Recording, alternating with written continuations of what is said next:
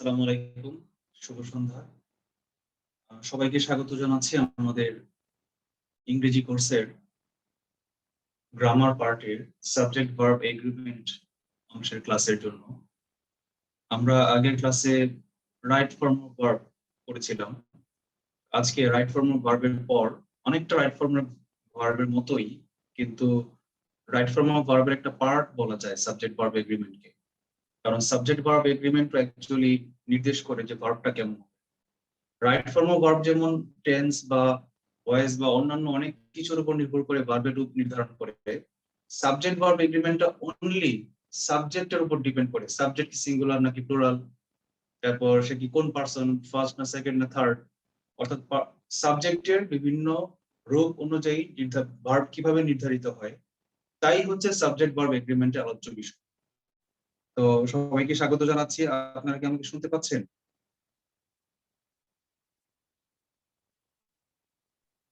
জি sir, শুনতে পাচ্ছি sir. আচ্ছা, ওকে, ধন্যবাদ। আমরা শুরু করি সাবজেক্ট ভার্ব এগ্রিমেন্ট। এখানে আসলে এই চ্যাপ্টারটা শুধুমাত্র কিছু রুলস এর সমন্বয়ে গঠিত। আমরা প্রত্যেকটি রুলস আলোচনা করব এবং তারপর একটা দুটো করে উদাহরণ দিব এবং আপনাদেরকে 3-4টি করে হোমওয়ার্ক দিয়ে দিব, যে আপনারা সেই হোমওয়ার্ক গুলো নিজেরা বাসায় প্র্যাকটিস করবেন এবং গ্রুপে ছবি দিবেন। তো সাবজেক্ট ভার্ব এগ্রিমেন্টের সবগুলো রুলই একটা রুলের ভিতরে লুকায়িত। প্রথম রুলটা কি? প্রথম রুলটাকে বলা যায় জেনারেল রুল। সাবজেক্ট ভার্ব এগ্রিমেন্টের সাধারণ নিয়ম কি, সাধারণ বিধি সব ক্ষেত্রে প্রযোজ্য। সেটা কি? সেটা হচ্ছে যে ভার্ব সবসময় সাবজেক্ট এর অনুগামী হয়। অনুগামী মানে কি? অনুসারী। সাবজেক্ট ভার্বটা সবসময় সাবজেক্টকে অনুসরণ করবে। সাবজেক্ট যেমন হবে আমার ভার্বটাও সে অনুযায়ী নির্ধারিত বা পরিবর্তিত হবে। অনুগামী মানে কি আমি এটা ব্যাখ্যা করেছি। আমি একটু মুছে দিই, একটু লিখি। আর অনুগামীর অনেকগুলো বৈশিষ্ট্য আছে। সবচেয়ে প্রধান যে দুটি বৈশিষ্ট্য তা হচ্ছে আমার যে সাবজেক্ট ছিল সেটা পার্সন কি ছিল এবং তার নাম্বার কি ছিল। আচ্ছা, আমরা কিছু অক্সিলারি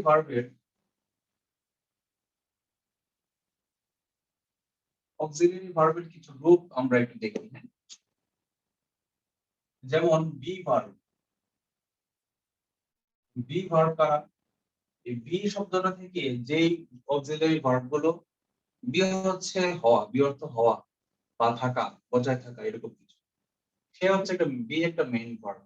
কিন্তু বি থেকে উৎসারিত যে অক্সিলারি ভার্ব গুলো আছে সেগুলো কি বি ভার্ব বলা হয়। কি কি আমরা লিখতে পারি?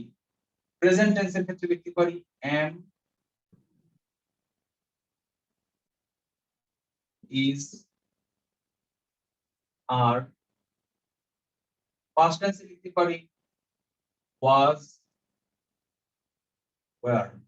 এগুলো আমরা আলোচনা করেছিলাম টেন্সের ক্ষেত্রে, তাই না? টেন্স যখন আমরা শিখেছিলাম তখন আমরা এগুলো আলোচনা করেছিলাম।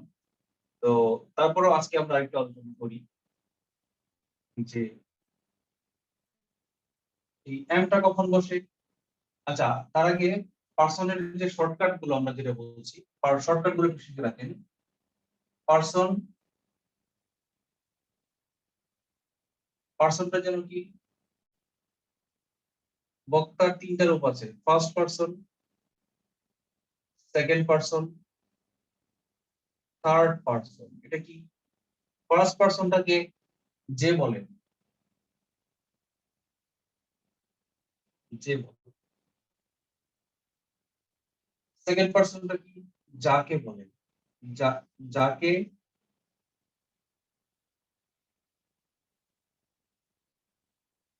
উদ্দেশ্য করে বলে, নাকি উদ্দেশ্য করে বলে? যাকে উদ্দেশ্য করে বলে। আমরা প্রায়ই দেখি যাকে উদ্দেশ্য করে বলে মাননীয় প্রধানমন্ত্রী আজ জাতির উদ্দেশ্যে ভাষণ দিবেন, যেটা ভুল, অপপ্রয়োগ। এটা হবে কি? মাননীয় প্রধানমন্ত্রী আজ জাতির উদ্দেশ্যে ভাষণ দিবেন। উদ্দেশ্যে, নট জফলা থাকবে না, উদ্দেশ্যে। উদ্দেশ্য, উদ্দেশ্যে, নিরুদ্দেশ, এগুলো কি? এগুলো এক প্রকার। আর উদ্দেশ্য মানে হচ্ছে টার্গেট। যখন আমি বলবো আমার টার্গেট কি, আমি আমার উদ্দেশ্যকে আমি বিশেষ পাস করতে চাই, এটা হচ্ছে লক্ষ্য বা টার্গেট। এটা হচ্ছে এক জিনিস। আর এইখানে উদ্দেশ্য মানে কি জানেন?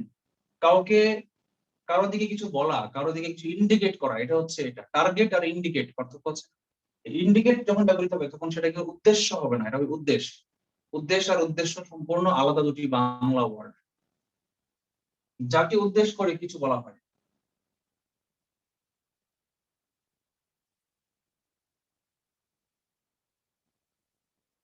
আচ্ছা, আর থার্ড পারসন কি? যার সম্পর্কে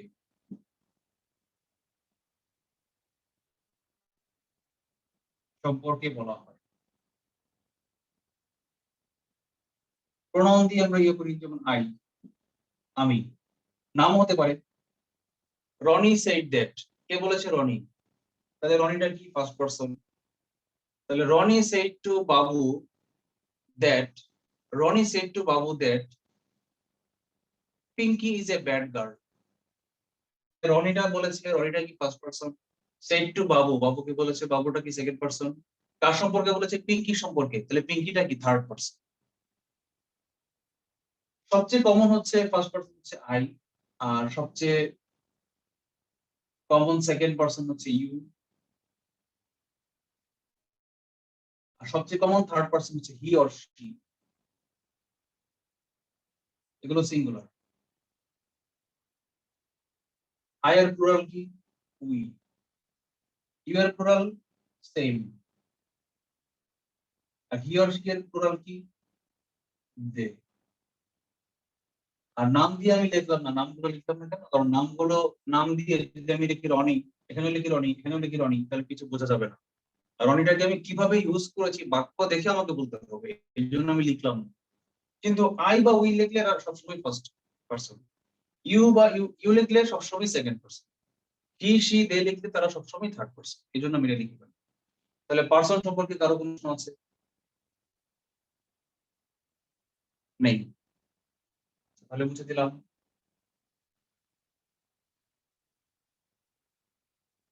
পার্সন বুঝলাম। নাম্বার, নাম্বার তো আরো সহজ।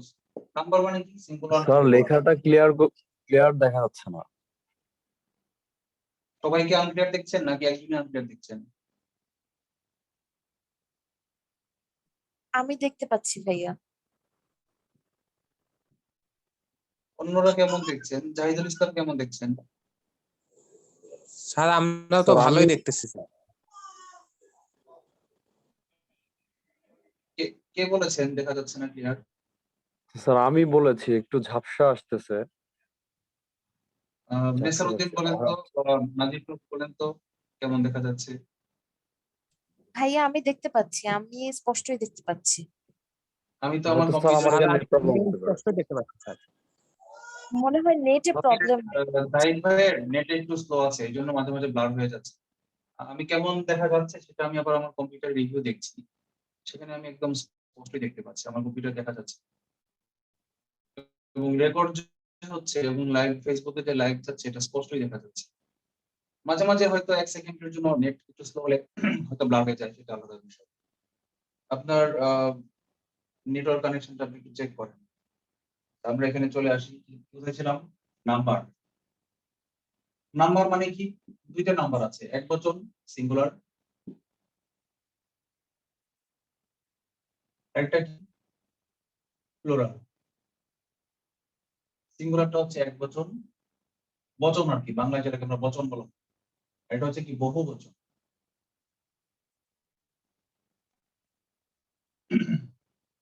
তাহলে ওই একই কথা আসলো আবার একটু আগে যেটা বলেছিলাম, আই, উই, ইউ, ইউ,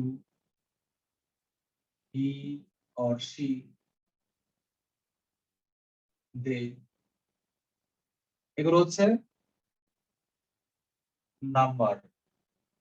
আর দুইটা নাম যখন এন্ড দিয়ে যুক্ত হবে, Babu and Rony did the work, তাহলে বাবু এন্ড রনি মিলে কি হলো? দুই নাম হয়ে গেল, প্লুরাল হয়ে গেল। সিঙ্গেল বাবু বললে সে কিন্তু সিঙ্গুলার, কিন্তু যদি বলে বাবু এন্ড রনি টিজড পিঙ্কি, তাহলে বাবু এন্ড রনি মিলে কি হয়ে গেল? প্লুরাল হয়ে গেল। আচ্ছা, এই নাম্বার এবং পার্সনকে আমরা কিছু সাংকেতিক চিহ্ন দিয়ে শর্টকাটে প্রকাশ করব। লিখেন সাংকেতিক চিহ্ন।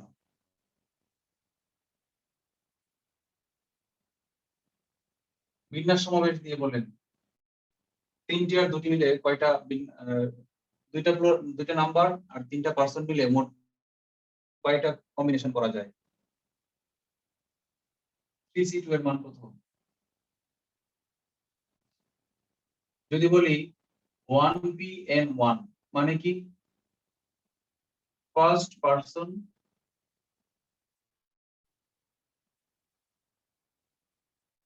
Singular number. যদি বলি 3P_N_1 এটা হবে থার্ড পার্সন সিঙ্গুলার নাম্বার। আচ্ছা, বাকিগুলো আমি লিখলাম না, বাকি ছয়টা কেন বলেন তো? এটা বেশি, কারণ যখনই থার্ড পার্সন সিঙ্গুলার নাম্বার হবে তখনই বাড়তি কিছু করতে হয়। যেমন থার্ড পার্সন সিঙ্গুলার নাম্বার হলেই আমাকে ইউজ করতে হবে ইজ। ঠিক আছে, আমি কি লিখবো? ছক দিব, দেই একটা ছক তৈরি করেই দিই।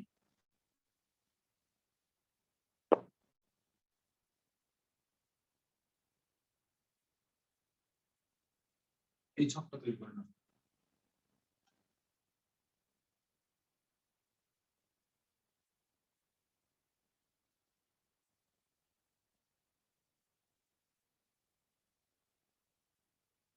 এই বাম পাশে থাকবে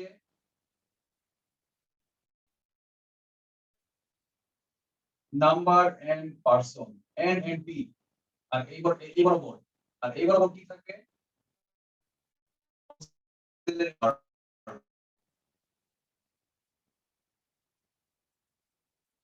যেমন দেখেন, আমি যদি বলি যে ফার্স্ট পারসন 1P_N_1,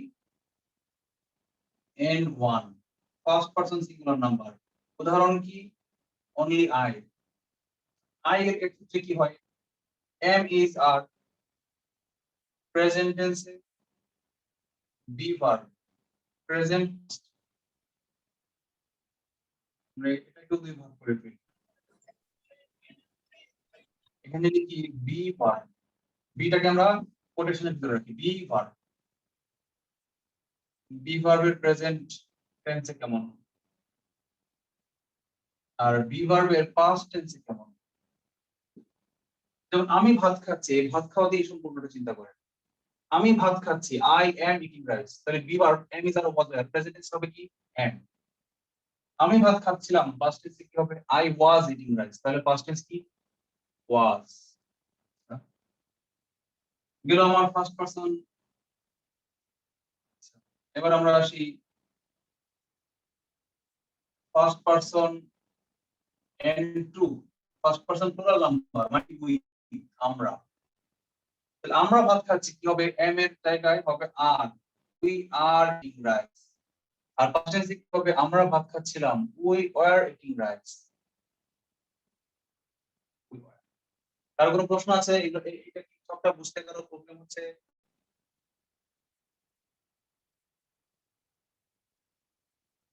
কেউ একজন রেসপন্স করেন।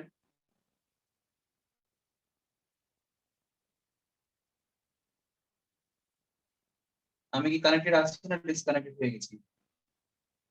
না ভাইয়া, শোনা যাচ্ছে, বুঝতে সমস্যা হয়নি। আচ্ছা, রেসপন্স করতে হবে, না হলে তো বুঝবো যে আমি ডিসকানেক্টেড, তাহলে তো ক্লাস বাদ দিব।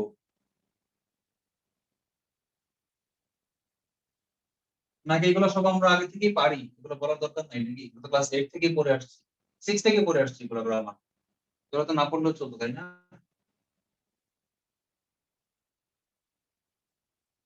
সেকেন্ড পারসন সিঙ্গুলার নাম্বার, কে ইউ মানে তুমি, ইউ বাংলায় লিখেন তুমি। তুমি ভাত খাচ্ছ, কি হবে? You are eating rice. তুমি ভাত খাচ্ছিলে, ইউ ওয়ার ইটিং রাইস। ওয়ারটা লিখতে হয় না, কারণ আর এর পাস্ট টেন্সে ওয়ার, এম এর পাস্ট টেন্সে ওয়াজ, এটা না লিখলেও চলে, এটা লিখতে হয়। আচ্ছা,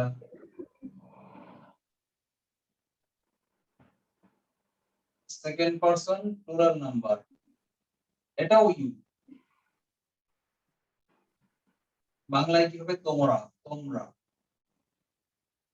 তোমরা ভুলে গেছো মল্লিকাদের নাম, একই, you are eating rice. You eating rice, তোমরা ভাত খাচ্ছিলে। এগুলো কি?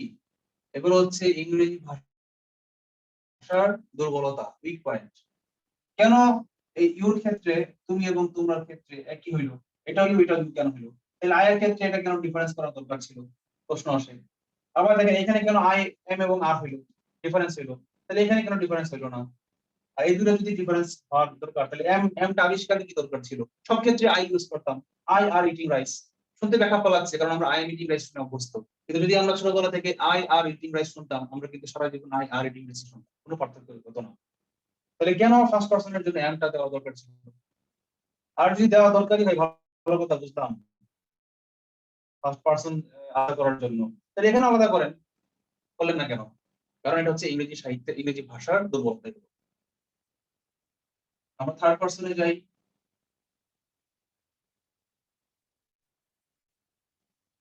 থার্ড পারসন সিঙ্গুলার নাম্বার কি হবে? হি or she or name, he she oblique name, নেমটা লিখে রাখবেন, নেম। আচ্ছা, এক্ষেত্রে কি হবে? বাবু ইজ ইটিং রাইস, তাহলে বাবুর ক্ষেত্রে কি হবে? বাবু ইজ এ গুড বয়। শুধু কন্টিনিউয়াস টেন্স না, ইনডিফিনিট টেন্সেও একই হয়। যেমন আই এম ইটিং রাইস, যেমন I am a good boy, একই কথা। You are eating rice, you are a good boy, একই কথা। তোমরা ইউ আর ইটিং রাইস, এটাও সঠিক। ইউ আর গুড বয়েজ, তোমরা ভালো ছেলে, এটাও সঠিক। আচ্ছা, এর ক্ষেত্রে দেখেন হি ইজ ইটিং রাইস, এটাও সঠিক। আবার হি ইজ এ গুড বয়, এটাও সঠিক। অর্থাৎ কন্টিনিউয়াস টেন্সে ব্যবহার করি, অক্সিলারি ভার্বগুলো আমরা কন্টিনিউয়াস টেন্সের জন্যই ব্যবহার করি, আর ইনডেফিনিট টেন্সের জন্যই ব্যবহার করি না কেন, সব ক্ষেত্রেই পারসন এবং নাম্বার অনুযায়ী এই বি ভার্বগুলো একই রকম হয় রূপ। তাহলে থার্ড পারসন সিঙ্গুলার নাম্বার কারা? He she name. হি, সে ভাত খাচ্ছে, হি ইজ ইটিং রাইস, তার মানে কি থার্ড পারসন সিঙ্গুলার নাম্বার হলে কি হয়? ইজ হয়। ইজ, ইজ এর পাস্ট টেন্স কি? ওই যে আগের মতোই, ইজ এর পাস্ট টেন্স ওয়াজ, হি ওয়াজ ইটিং রাইস। তাহলে এখন দেখেন আমি যদি ইংরেজি সাহিত্য, ইংলিশ ব্যাকরণকে প্রশ্ন করি যে আপনি যে এম এর পাস্ট টেন্স ওয়াজ বললেন আর আর এর পাস্ট টেন্স আলাদা করে দিলেন, ওয়্যার দিয়ে দিলেন, তাহলে এখানে তো ইজ এর পাস্ট টেন্স আরেকটা নতুন কিছু আনলেন না কেন? এখানে কেন তিনটা আনলেন, এখানে কেন দুইটা আনলেন? প্রশ্ন করতেই পারি। এগুলো ইংরেজি ভাষার দুর্বল, কিছু করার নেই। ওরা যেভাবে আবিষ্কার করেছে আমাদের সেটাই শিখতে হবে। ইজ এর পাস্ট টেন্স ওয়াজ, ফাইন। লাস্ট, যখন থার্ড পারসন নাম্বার হবে 3p n2, এর উদাহরণ কি? দে মানে তারা, অর কি মোর দেন ওয়ান নেম বা মাল্টি নেমস। নেমস, নেমে করে একটা এস দিয়ে তাহলে বুঝবেন নেমস, অনেকগুলো নাম। নেমস নাম সমূহ, একাধিক নাম যদি এন্ড দিয়ে সংযুক্ত থাকে তাহলে কি হয়? They are eating rice, they are good boys, তাহলে কি আর এর পাস্ট টেন্স কি? আগের মতোই, ওয়্যার। এটা আমরা বি ভার্ব লিখলাম। আর যখন আমরা হ্যাভ অর হ্যাজ, এই দুটোর মধ্যে কোনটা কখন হবে সেটাও আমার জানা দরকার। লিখি আমরা হ্যাভ অর হ্যাজ। আচ্ছা, এটা কিন্তু আমার কোনো শীট বানানো নেই এবং এটা পৃথিবীর কোনো বইয়েও নেই। এখন এই জিনিসটা আমার কিন্তু পরবর্তীতে লাগবে। আপনারা যারা খাতায় লিখছেন বা নোট করছেন, প্লিজ কাইন্ডলি আমাকে পরবর্তীতে এটা ছবি তুলে, খাতার ছবিটা তুলে গ্রুপ চ্যাটে দিবেন এবং প্রয়োজনে গ্রুপে পোস্ট দিবেন, কেমন? এটা আমার রিকোয়েস্ট। আচ্ছা, ধরেন প্রেজেন্ট পারফেক্ট টেন্সে, অথবা যদি বলি আমার আছে, এই দুই ক্ষেত্রেই হ্যাভ ব্যবহৃত হয়। আমার আছে একটা লাল কলম, I have a red pen. অথবা যদি বলি আমি এই কাজটা, আমি ভাত খেয়েছি, I have eaten rice, I have done this work, I have eaten rice. তাহলে আই এর ক্ষেত্রে প্রেজেন্ট পারফেক্ট টেন্সে হয় কি? হ্যাভ। অথবা যদি বলি আমার আছে, তাহলে কি হয়? হ্যাভ। তাহলে ফার্স্ট পারসন সিঙ্গুলার নাম্বার হলে, মানে 1p n1 first person singular number হলে কি হয়? হ্যাভ। তুমি এর ক্ষেত্রে have, you have eaten rice.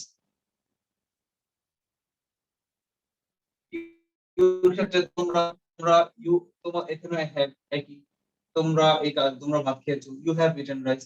You have stolen my watch, তোমরা দুজন মিলে আমার ঘড়িটা চুরি করেছো।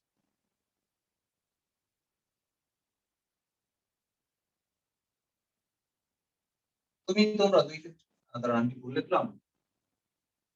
তুমি তোমরা দুই ক্ষেত্রেই হ্যাভ, ঠিক আছে। বলেছি তিনটা, চারটা লিখেছি দুইটা, তিনটা।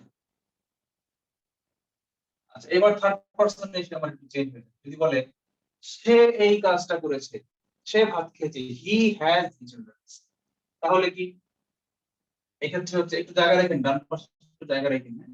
এটা প্রেজেন্ট পাস্ট, এটাও প্রেজেন্ট পাস্ট লেখা দরকার ছিল, জায়গা নেই, এই জন্য আমি কলমে লিখিনি। হি হ্যাজ ইটেন রাইস, দেখেন একমাত্র এখানে একটু চেঞ্জ হলো। আর দে, তারা, এখানে আবার কিন্তু হ্যাভ, সব জায়গায় have, only third person singular number হলে হ্যাজ,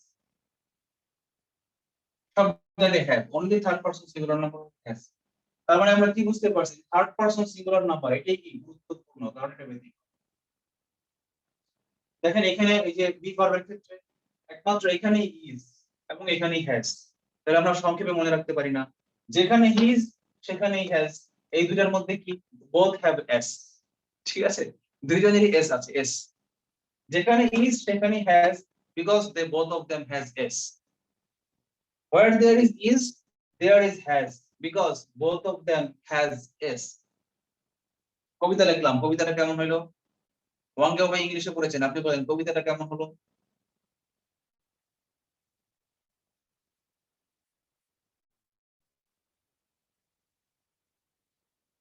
আচ্ছা,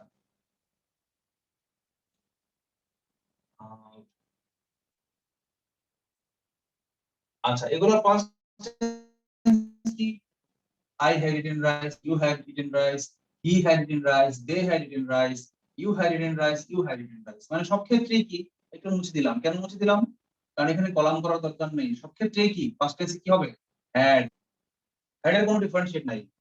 হ্যাড সিঙ্গুলার হলো যা, প্লুরাল হলো তা, ফার্স্ট পারসন হলো তা, সেকেন্ড পারসন, থার্ড পারসন, সব ক্ষেত্রেই কি হ্যাড, হ্যাডি, হ্যাড এর কোনো ভেরিফিকেশন নাই।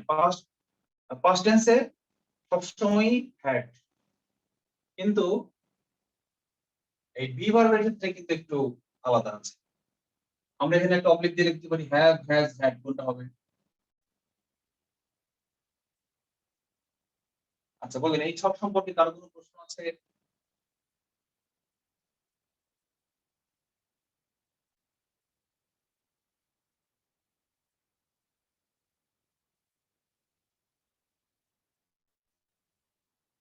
কারোই কোনো প্রশ্ন নেই? স্যার সবাই বুঝছে স্যার, এই জন্য কোনো প্রশ্ন নাই। বাহ, আমি তো বাংলাদেশের শ্রেষ্ঠ টিচার হয়ে গেলাম, কোনো প্রশ্নই নাই।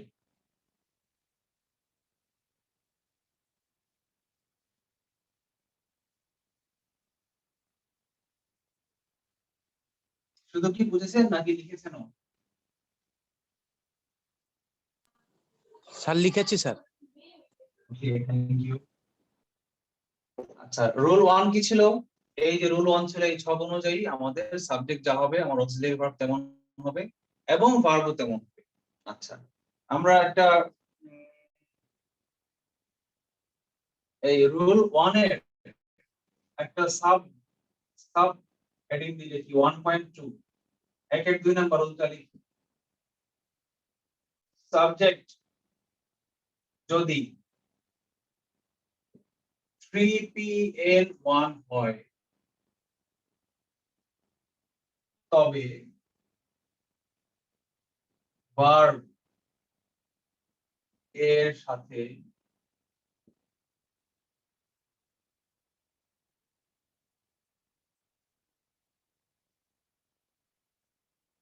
এক মিনিট,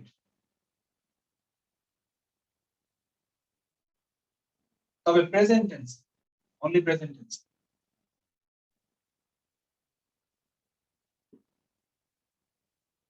প্রেজেন্ট টেন্সে ভার্বের সাথে, এটা কোন ভার্বের সাথে? অক্সিলারি ভার্বের কথা বলছি নাকি মেইন ভার্বের কথা বলছি বলেন তো দেখি? এস বাই এস যোগ হয়, মেইন ভার্বের সাথে sir. Right, main verb. Auxiliary verb তো am is are was were, এটার সাথে কখনো এস বাই এস যুক্ত হয় না। মেইন ভার্ব যেগুলো গো, ইট, এগুলোর সাথে এস বা ইএস যুক্ত হয়। উদাহরণ দিন, যেমন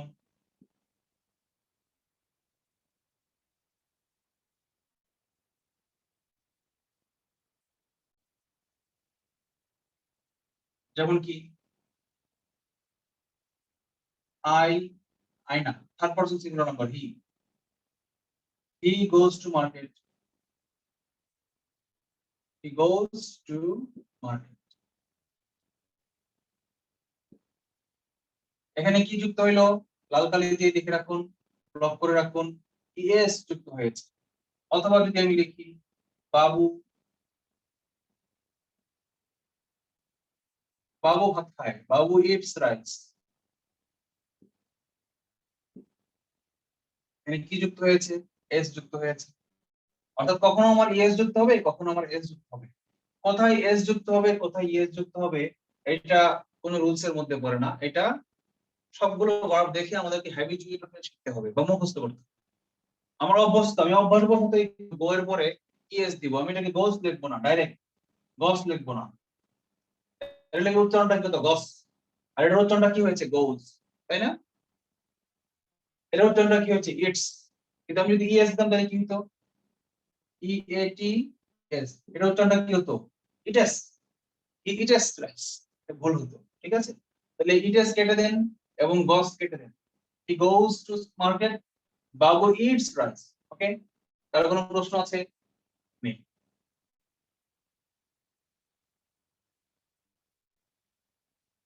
এগুলো একদম বেসিক, ক্লাস 6-7 এ পড়ছি আমরা, আস্তে আস্তে ডিপে ঢুকবো, তখন বুঝবেন খেলা কাকে বলে। এগুলো আসে না বিসিএস করি।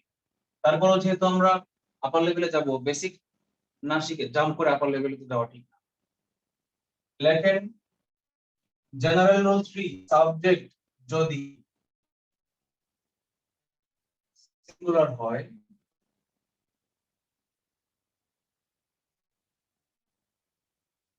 তবে ভার্বও সিঙ্গুলার হবে।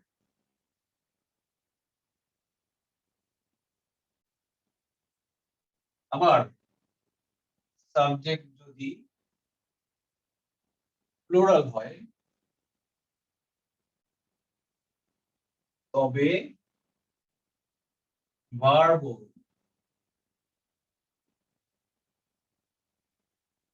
প্লুরাল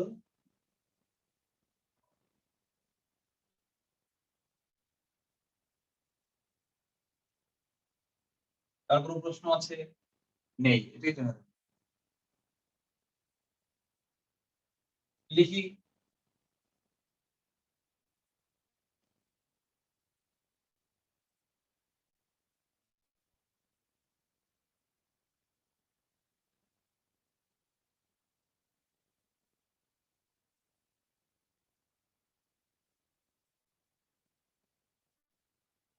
they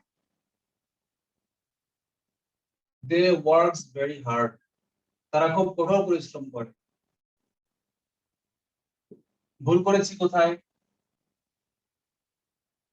বা কোনো ভুল কি আমি করেছি?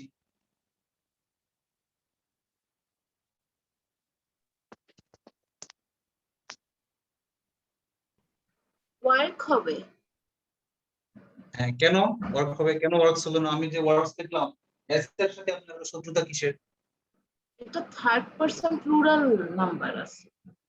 রাইট, যেটা কি থার্ড পারসন সিঙ্গুলার নাম্বার না। আমরা একটু আগে বলেছিলাম only third person singular number হলে এস বাই এস যুক্ত হবে। এটা যেহেতু প্লুরাল, তাহলে আমার এটাও প্লুরাল রাখতে হবে। তাহলে এই ওয়ার্কস দিলে এটা কি সিঙ্গুলার ভার্ব হয়ে গেল, কিন্তু আমি যখন এসটা মুছে দিব তখন সেটা কি প্লুরাল ভার্ব হয়ে গেল। তাহলে এসটাকে আপনারা কেটে দেন লাল কালি দিয়ে। অবশ্যই আপনারা কালার পেন নিয়ে বসেছেন।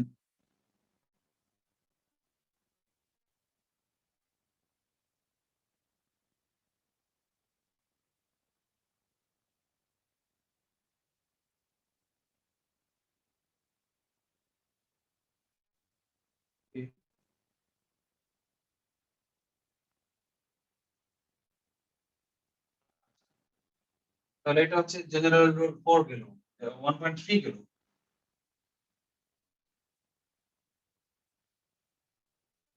আর জেনারেল রুল 4 হচ্ছে টেন্স অনুযায়ী পরিবর্তন হবে। এটা আমি লিখলাম না কেন, কারণ আমরা টেন্সের চ্যাপ্টারের বিশদ আলোচনা করেছি, সুতরাং এখানে বলার কিছুই নেই। কখন ওয়েন্ট হবে, কখন গো হবে, কখন হ্যাভ গন হবে, কখন হ্যাজ গন হবে, কখন আর গোয়িং হবে, কখন ইজ গোয়িং হবে, কখন হ্যাভ বিন গোয়িং হবে, কখন হ্যাজ বিন বিইং গন হবে। এই সবকিছুই কি করেছি আমরা টেন্সের মধ্যে এবং ভয়েসের 22টা স্ট্রাকচারে আমরা আলোচনা করেছি। 22টা কেন? টেন্সের 12টা আর ভয়েসের 10টা, তাই না? দুইটা টেন্সের প্যাসিভ ফর্ম হয় না। এবার আমরা একটু, এগুলো হচ্ছে জেনারেল রুল ছিল, মানে ক্লাস 9 10 থেকে 6 থেকে যেগুলো শিখে আসছি। এবার আমরা একটু ডিপে ঢুকি। রুল 2 এন্ড, বিশেষ ক্ষেত্র এন্ড দিয়ে যখন আমরা দুইটা সাবজেক্টকে যুক্ত করব, তখন তারা কি সিঙ্গুলার হবে না প্লুরাল হবে? কেউ একজন বলেন তো। স্যার এন্ড মাঝখানে থাকলে এন্ড এর পাশে যদি সিঙ্গুলার হয় তাহলে অপোজিটেও সিঙ্গুলার হবে, যদি এক পাশে প্লুরাল হয় অপোজিটেও প্লুরাল হবে।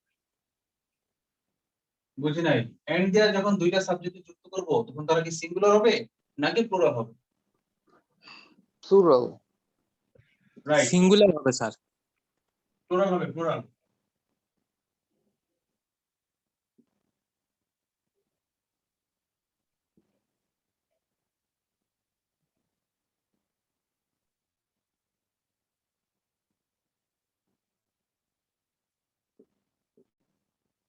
যেমন বাবু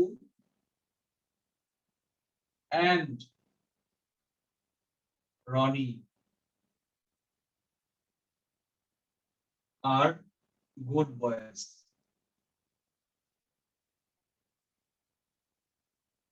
তাহলে কেন এখানে আমি আর দিলাম? কারণ দুইজন মিলে কি প্লুরাল হয়ে গেছে। আর কোনো কোশ্চেন?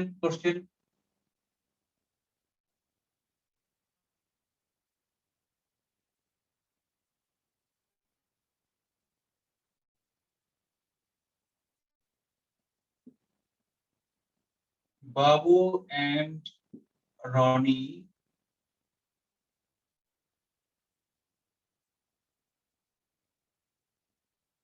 like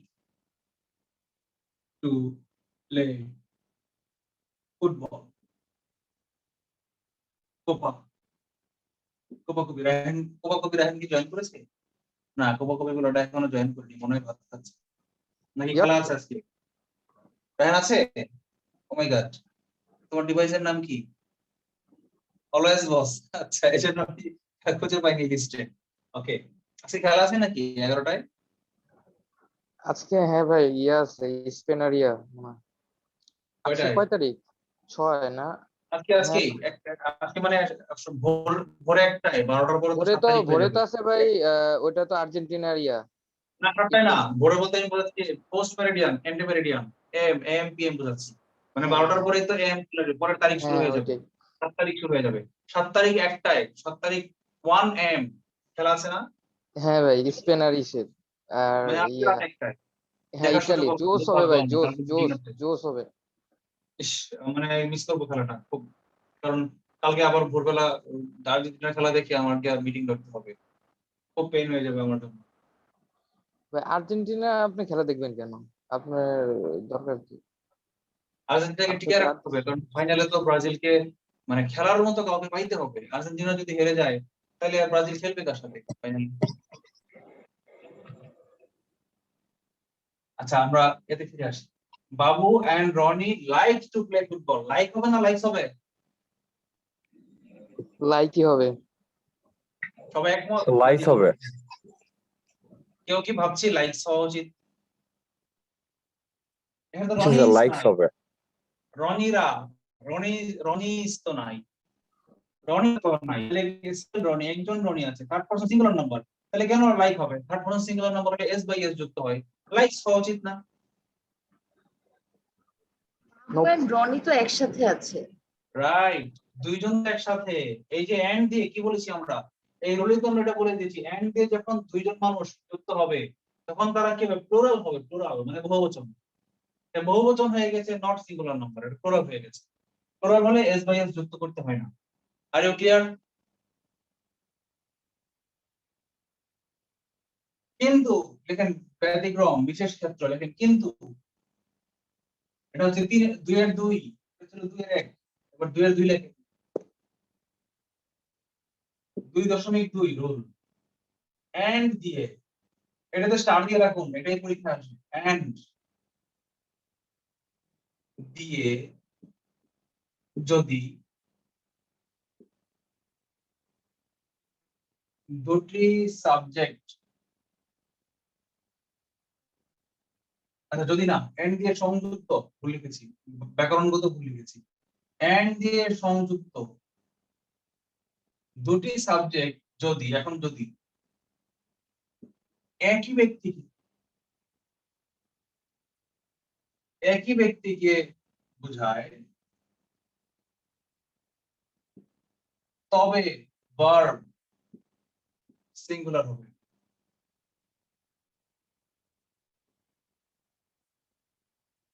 এক্সাম্পল দেই,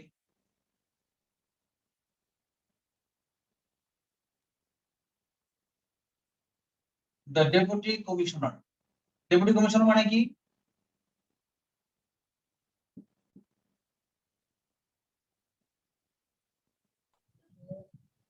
এই জেলা ডেপুটি প্রশাসক কমিশনার মানে কি? জেলা জেলা প্রশাসক, রাইট প্রশাসক right. and deputy magistrate and district magistrate,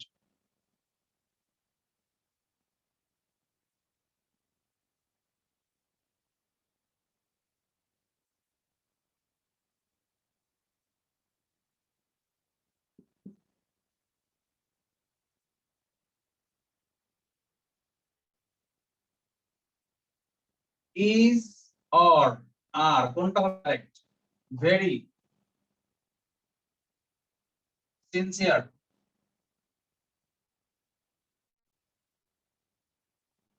about,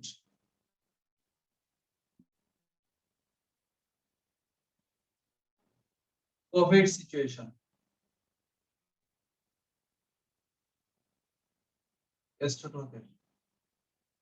কোনটা হবে? কেউ একজন বলেন। স্যার ইজ হবে স্যার, কেন? কারণ স্যার ডেপুটি কমিশনার এবং ডিস্ট্রিক্ট ম্যাজিস্ট্রেট দুজনই তো ম্যাজিস্ট্রেট স্যার হিসেবে একই ব্যক্তি। দুজন ম্যাজিস্ট্রেট হলে কি হবে? দুজন তো আলাদা দুজন ম্যাজিস্ট্রেট। বাবু তো ছেলে, রনিও তো ছেলে। আমি বলেছিলাম কি বাবু এন্ড রনি দুজন মিলে কি প্লুরাল হয়ে গেছিল, রাইট হয়ে গেছিল, প্লুরাল হয়ে গেছিল। তাহলে ডেপুটি কমিশনার হলো একজন ম্যাজিস্ট্রেট আর ডিস্ট্রিক্ট ম্যাজিস্ট্রেট হলো আরেকজন ম্যাজিস্ট্রেট, দুজন ম্যাজিস্ট্রেট মিলে প্লুরাল হয়ে যাওয়ার কথা, তাহলে আর হওয়ার কথা, ইজ কেন হবে? আচ্ছা একটা ইনফরমেশন দিয়ে রাখি, ব্যাকগ্রাউন্ড ইনফরমেশন দিয়ে রাখি, এটা হয়তো আপনারা না জানতে পারেন। ডেপুটি কমিশনার যিনি, তিনি পদাধিকার বলে জেলা ম্যাজিস্ট্রেট, মানে ডিসি আছে না, ডিসি জেলা প্রশাসক যিনি, তিনিই কিন্তু পদাধিকার বলে বাংলাদেশের ওই সরকারের কি বলে এটাকে, একটা হচ্ছে লোকাল গভর্নমেন্ট আর একটা হচ্ছে সেন্ট্রাল গভর্নমেন্ট। লোকাল গভর্নমেন্টের বাংলাদেশের রুলস অফ প্রসিডিউর অনুযায়ী পদাধিকার বলেই এই ডেপুটি কমিশনার যিনি জেলা প্রশাসক তিনি ডেপুটি ম্যাজিস্ট্রেট। তাহলে তার মানে কি ডেপুটি ম্যাজিস্ট্রেট যে ব্যক্তিকে রেফার করা হচ্ছে, এই এই ডিস্ট্রিক্ট ম্যাজিস্ট্রেট একই ব্যক্তি বোঝাচ্ছে, তাই না? হ্যাঁ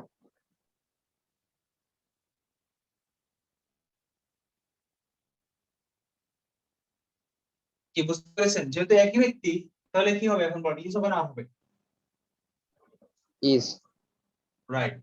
তাহলে ইজটাকে টিক চিহ্ন দেন, আরটাকে কেটে দেন। আচ্ছা যদি বলি the district information officer and the representative of information ministry dash a good officer, ড্যাশের মধ্যে আছে ইজ আছে আর আছে, কোনটা হবে? আর না, ইজ।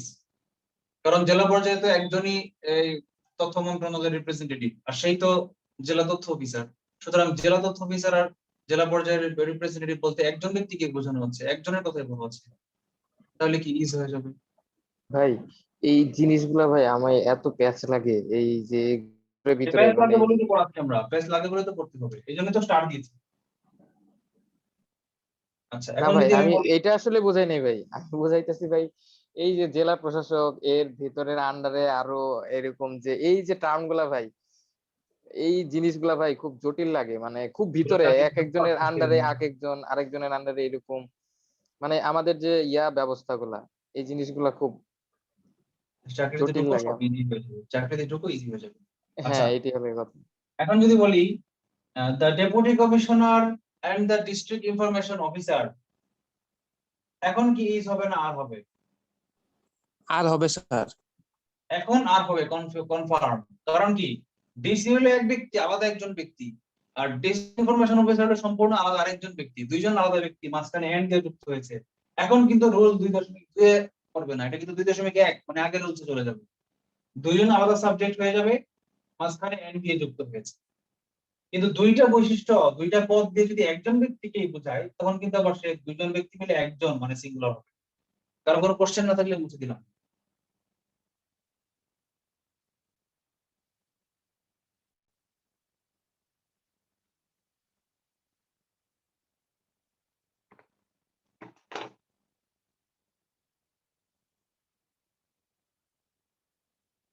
এবার আমরা আসি আরেকটা confusing term, 3 number, each,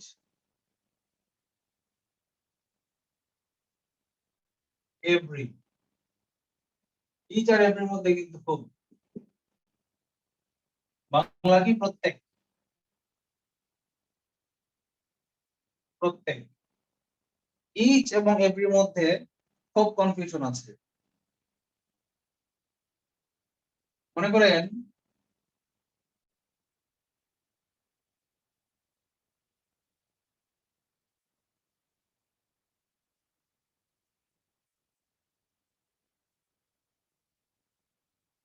each of the boys of this class dash active, is active হবে না আর active হবে? হবে, হ্যাঁ, ইজ হবে। is হবে, রাইট। এটা বোধহয় সেমন্তী আপু কোন একটা ক্লাসে বলেছিলেন, তাই না? জি ভাইয়া। কি প্রসঙ্গে উনি এটা বলতে গেলেন কেন, উনি কি করিয়েছিলেন, কোন কোন টপিকের ভাই ক্ষেত্রে? ডিটারমিনার ডিটারমিনার ডিটারমিনার ডিটারমিনার পড়ানোর সময় ওই যে কাউন্ট নন কাউন্ট, মানে দুইটাই হয়, মানে ইচটা না নন কাউন্টও ব্যবহার করা যায়, কাউন্টেও ব্যবহার করা যায়। ও, কাউন্টেবল না আনকাউন্টেবল এর ক্ষেত্রে তিনি এটা হ্যাঁ ইয়ে হ্যাঁ। করেন। আচ্ছা, আমি একটা এক্সাম্পল দেই, না আগে রুলসটা লিখি, পরে আমি এক্সাম্পলটা দিই। এইগুলো, এই দুটি দ্বারা, এই দুটি দ্বারা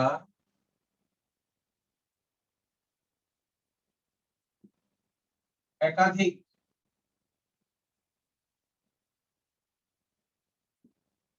সাবজেক্টকে বোঝালেও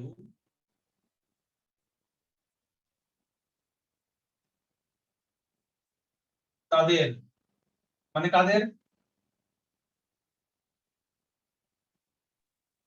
ইচ এন্ড এভরি। হ্যাঁ মানে তাদের, মানে একাধিক সাবজেক্টের, তাদের কথাটা কাকে রেফার করেছে? তাদের মানে কাদের? ওই সাবজেক্টদের, ওই সাবজেক্টের প্রত্যেককে, প্রত্যেককে আলাদাভাবে,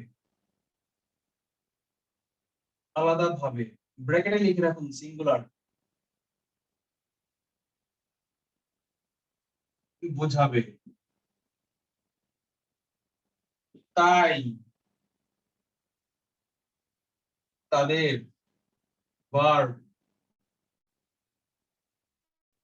সিঙ্গুলার হবে।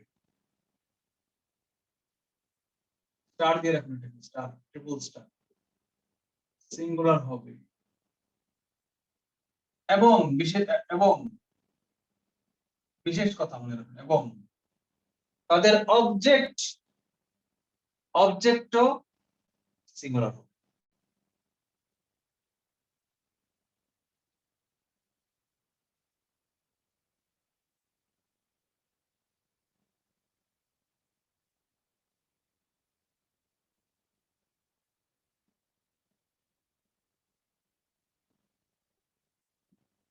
অবজেক্ট ও সিঙ্গুলার, এটা কি কথাটা কেন বললাম?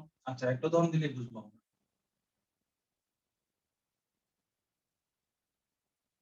একটা উদাহরণ লিখি,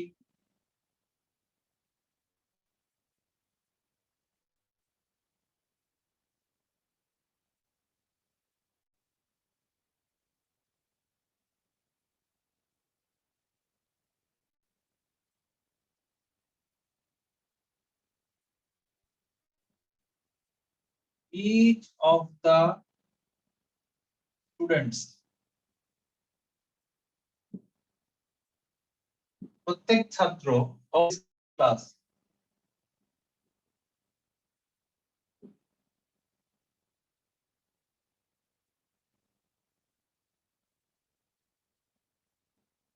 is, এটাকে ব্লক করে রাখুন স্টার দিয়ে, very active. ওকে, এটা একটা উদাহরণ দেখলাম। কারো কোনো আপত্তি আছে এটার ব্যাপারে? যদি না থাকে তাহলে মুছে দিয়ে আমরা সেকেন্ড উদাহরণটা লিখি। সেকেন্ড উদাহরণটা কি?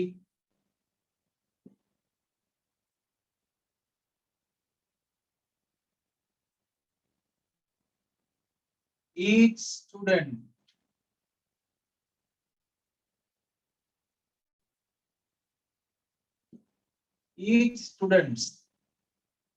মনে রাখবেন ইচের পরে কখনো সিঙ্গুলার নাম্বার হয় না। each of the students, each student না সরি of the এক জিনিস of the দিলে s দিতে হবে, আর of the না দিলে আমাকে শুধু স্টুডেন্ট রাখতে হবে। each student has color pens। আচ্ছা, কালার বানানটা আমি ভুল লিখেছি।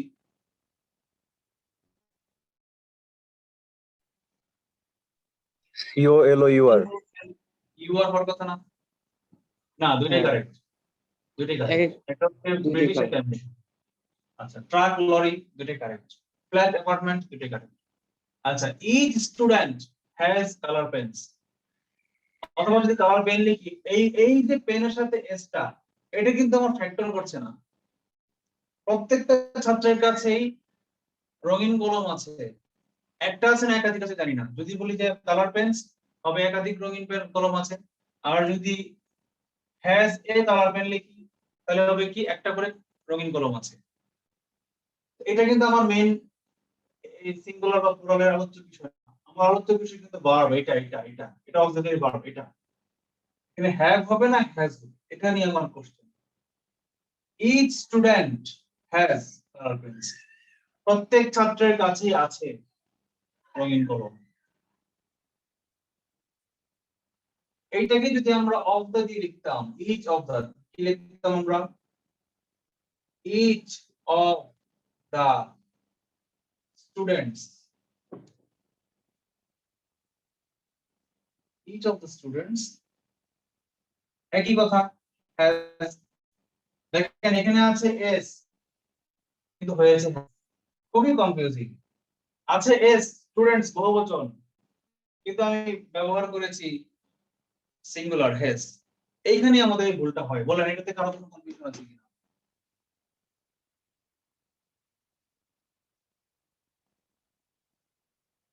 আসলে ভাই এই জায়গাটাই কনফিউশন হয়, ওই স্টুডেন্টস দেখার পর আর মনে হয় না যে ওখানে হ্যাজ হবে, মানে মনে হয় হ্যাভ হবে আর কি, এরকম। রাইট।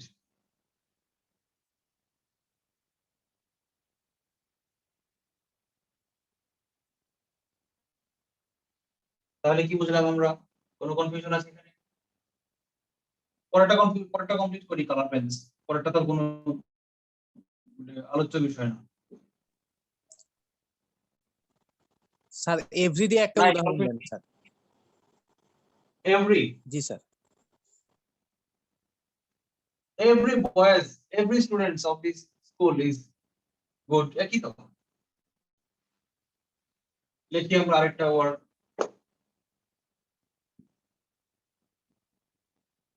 every boys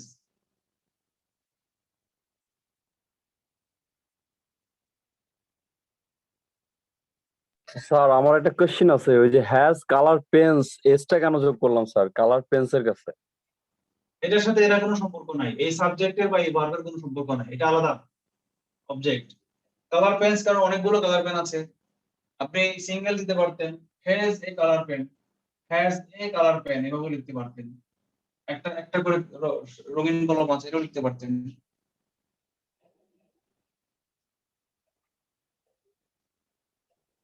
ঠিক আছে, কোনো কনফিউশন আছে? নেই। না sir, clear. every boys of class 8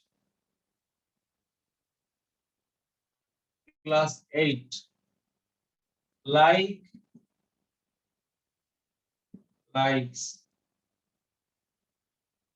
to play football.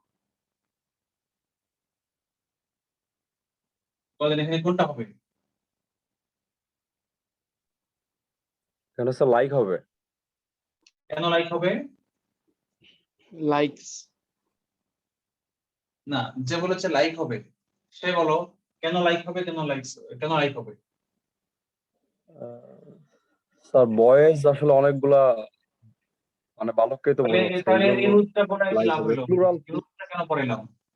এই রুলসে তো আমি বলেই দিলাম যে এভরি থাকলে অনেকগুলো ছাত্র হলেও আসলে প্রত্যেককে একজন একজন সিঙ্গেল করে বোঝাবে, এই জন্য সিঙ্গুলার নাম্বার হবে। এই এস থাকলে সে প্লুরাল নাম্বার হবে না। যদি অল থাকতো, অল দা বয়েজ, তাহলে প্লুরাল হইতো, কিন্তু আমি তো ইচ বা এভরি দিয়ে বলেছি, তাই না? ইচ বা এভরি দিয়ে বলেছি, এই জন্য কি হয়েছে, সিঙ্গুলার হয়ে।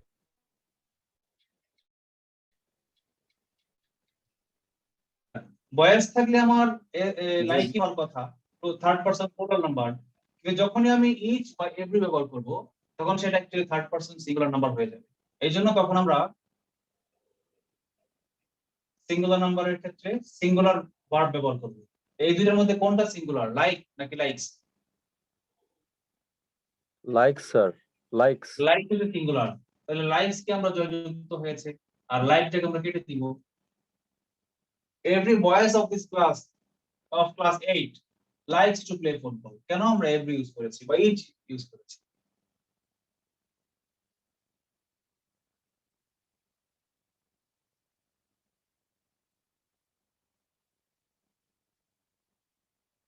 আচ্ছা, দুইটা ইচ কে যদি আমরা 3 এর 2 লিখি, আমরা দুইটা ইচ কে যদি একসঙ্গে অ্যাড করি তাহলে কি হবে?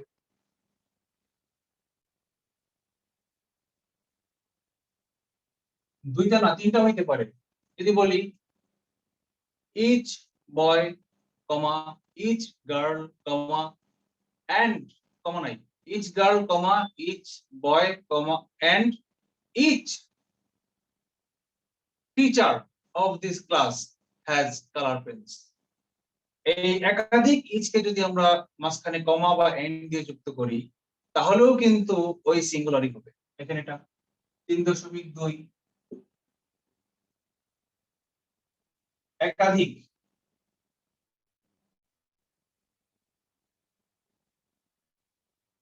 ইচ বা এভরি কে যদি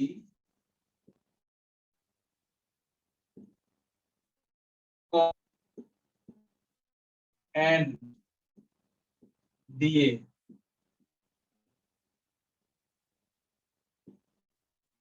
যোগ করি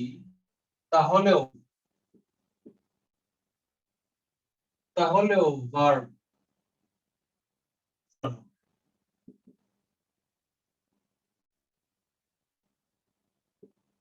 যেমন each boy and each girl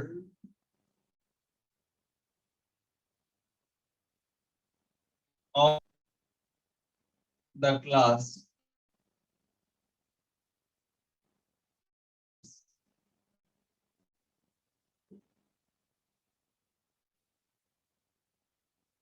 হ্যাঁ, উনি বলছেন কেন দিলাম, আমি দিলাম না কালার পেন, রঙিন রোমান্স জানি না, জানার দরকার নেই।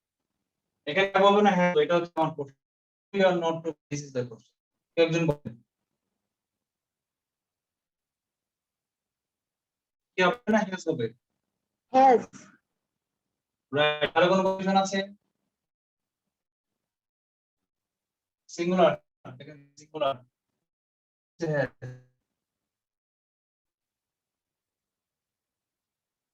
আছে কারো কোনো confusion? Nope. Fine, okay fine. আমরা 4 নাম্বার রুলসে যাই।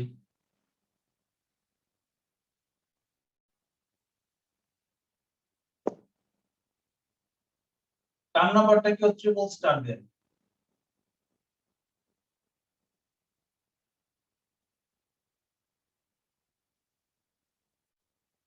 ভার্ব যে সাবজেক্টকে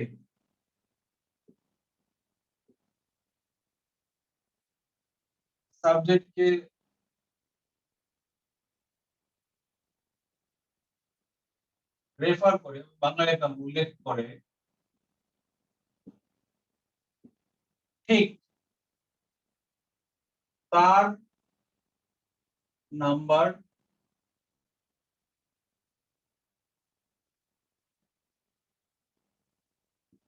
অনুযায়ী সিঙ্গুলার অর প্লুরাল। এটা কিন্তু বইয়ে নাই, আপনারা কিন্তু ভাবতেছেন যে বই তো আছে, এই বই কিন্তু মনে করে লিখবো না, ধরা খাবেন কিন্তু। এগুলো বইয়ে লেখা নাই, আর বইয়ের রুলস গুলো এভাবেও লেখা নাই, অনেক কঠিন করে লেখা। সবগুলোই আমি অ্যানালাইসিস করে ইজি করে এনেছি। সিঙ্গুলার অর প্লুরাল, যেমন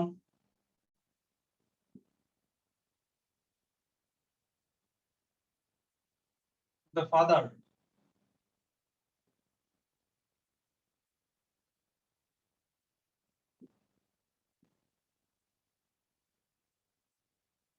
of the boys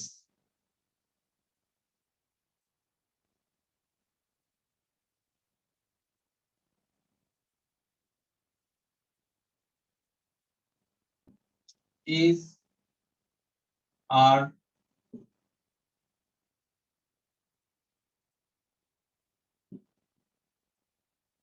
very brave.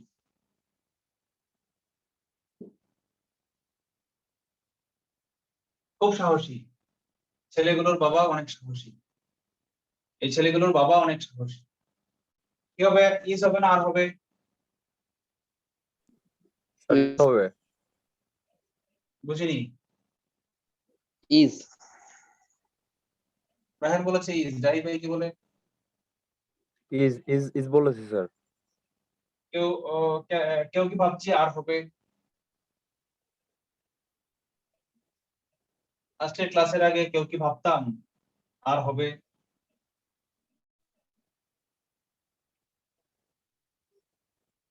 Nasir ভাই, ইজ হবে স্যার। আপনি আগে কি ভাবতেন, ইজ হবে না আর হবে? আগে তো ভাবতাম আর হবে স্যার। আচ্ছা, ভেরি গুড। দেখেন এখানে কিন্তু ইম্পর্টেন্ট, কেন সবাই আমরা আরই ভাববো, কেন? কারণ এখানে বয়েজ আছে, বহু বচন, তো বয়েজের পর তো আরই হয়।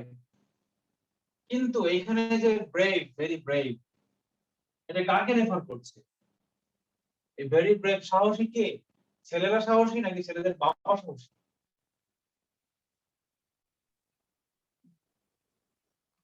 বাবা স্যার, বাবা সাহসী, আর বাবা তো একটাই বাবা সাহসী। বাবা কি একজন একটাই হয়। সিঙ্গুলার না plural? বাবা সিঙ্গুলার, এই জন্য বাবা তো স্যার ইসটাই কারেক্ট। এই আর টিকেটে দেন। দেখো নোট, নোটা বেনি,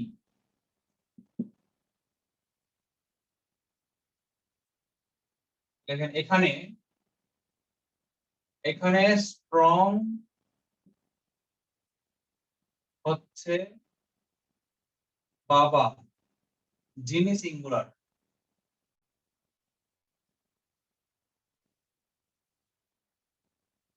তাই ইজ হয়েছে।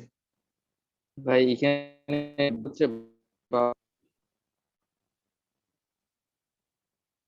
আবার বলো, হ্যাঁ নেটে ঝামেলা করেছে, বলো। ভাই স্ট্রং না, ব্রেভ ব্রেভ। ও সরি, এক কথাই, ভেরি স্ট্রং ভেরি ব্রেভ, এক কথাই।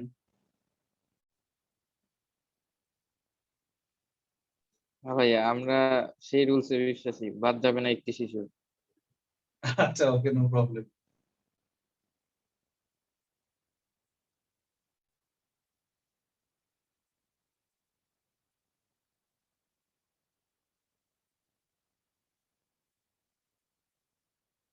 আচ্ছা, আমরা আরেকটা রুলস কি 5 নাম্বার রুলস কি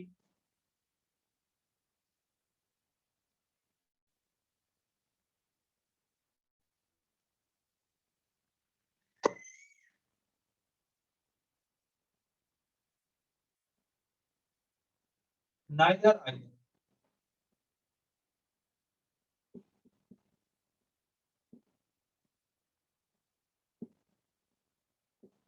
এই দুটো দিয়ে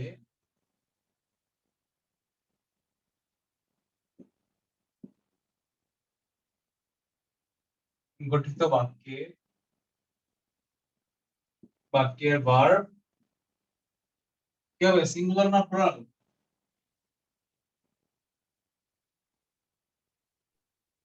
সিঙ্গুলার হবে একটু উদাহরণ লিখি যদি বলি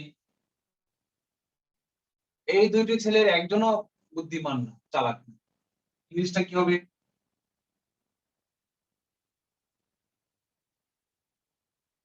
neither of the two boys is oblique are clever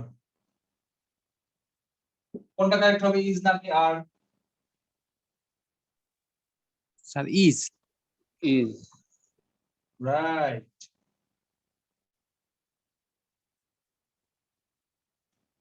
তাহলে এই আটটা কেটে দিলাম ইজটাকে রাখলাম কেন ওই যে বলেছিলাম সিঙ্গুলার ওকে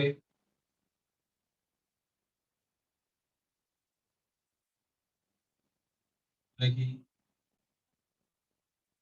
আইদার দিয়ে একটা এক্সাম্পল দিয়ে আইদার অর ইদার এটা কিন্তু দুইজন ব্রিটিশ আমেরিকান দুইজন দুইভাবে উচ্চারণ করে একজন বলে ইদার একজন বলে আইদার একজন বলে নাইদার একজন বলে neither either of the graduates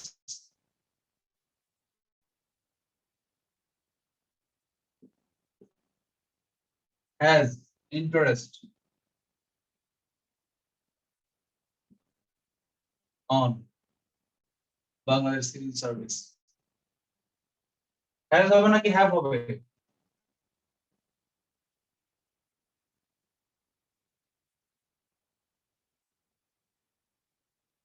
has হবে নাকি have হবে বলেন কেউ has কেন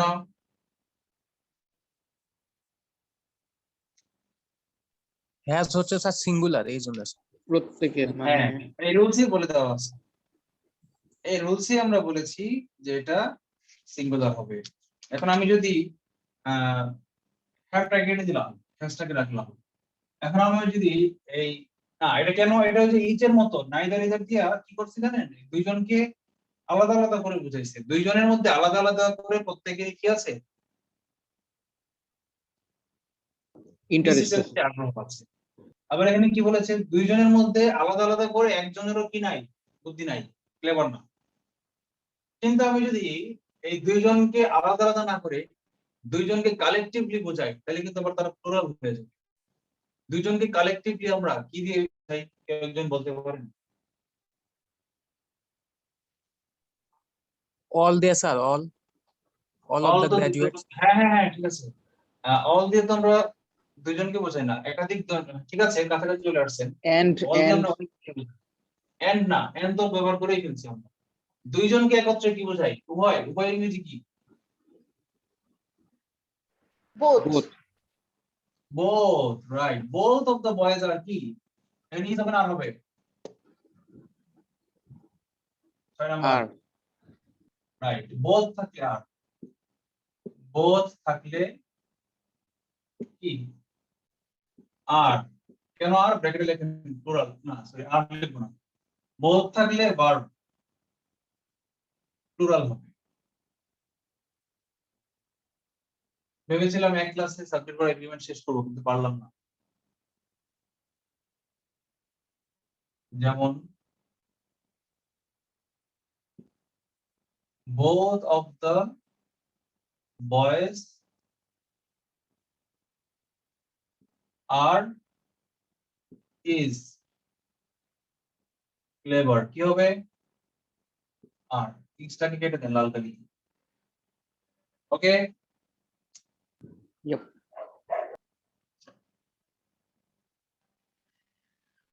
দেখেন অর 7 নাম্বার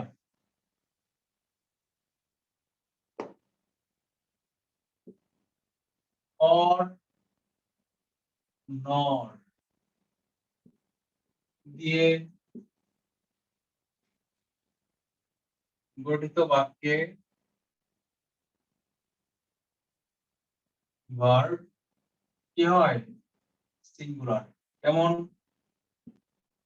যদি বলি রায়হান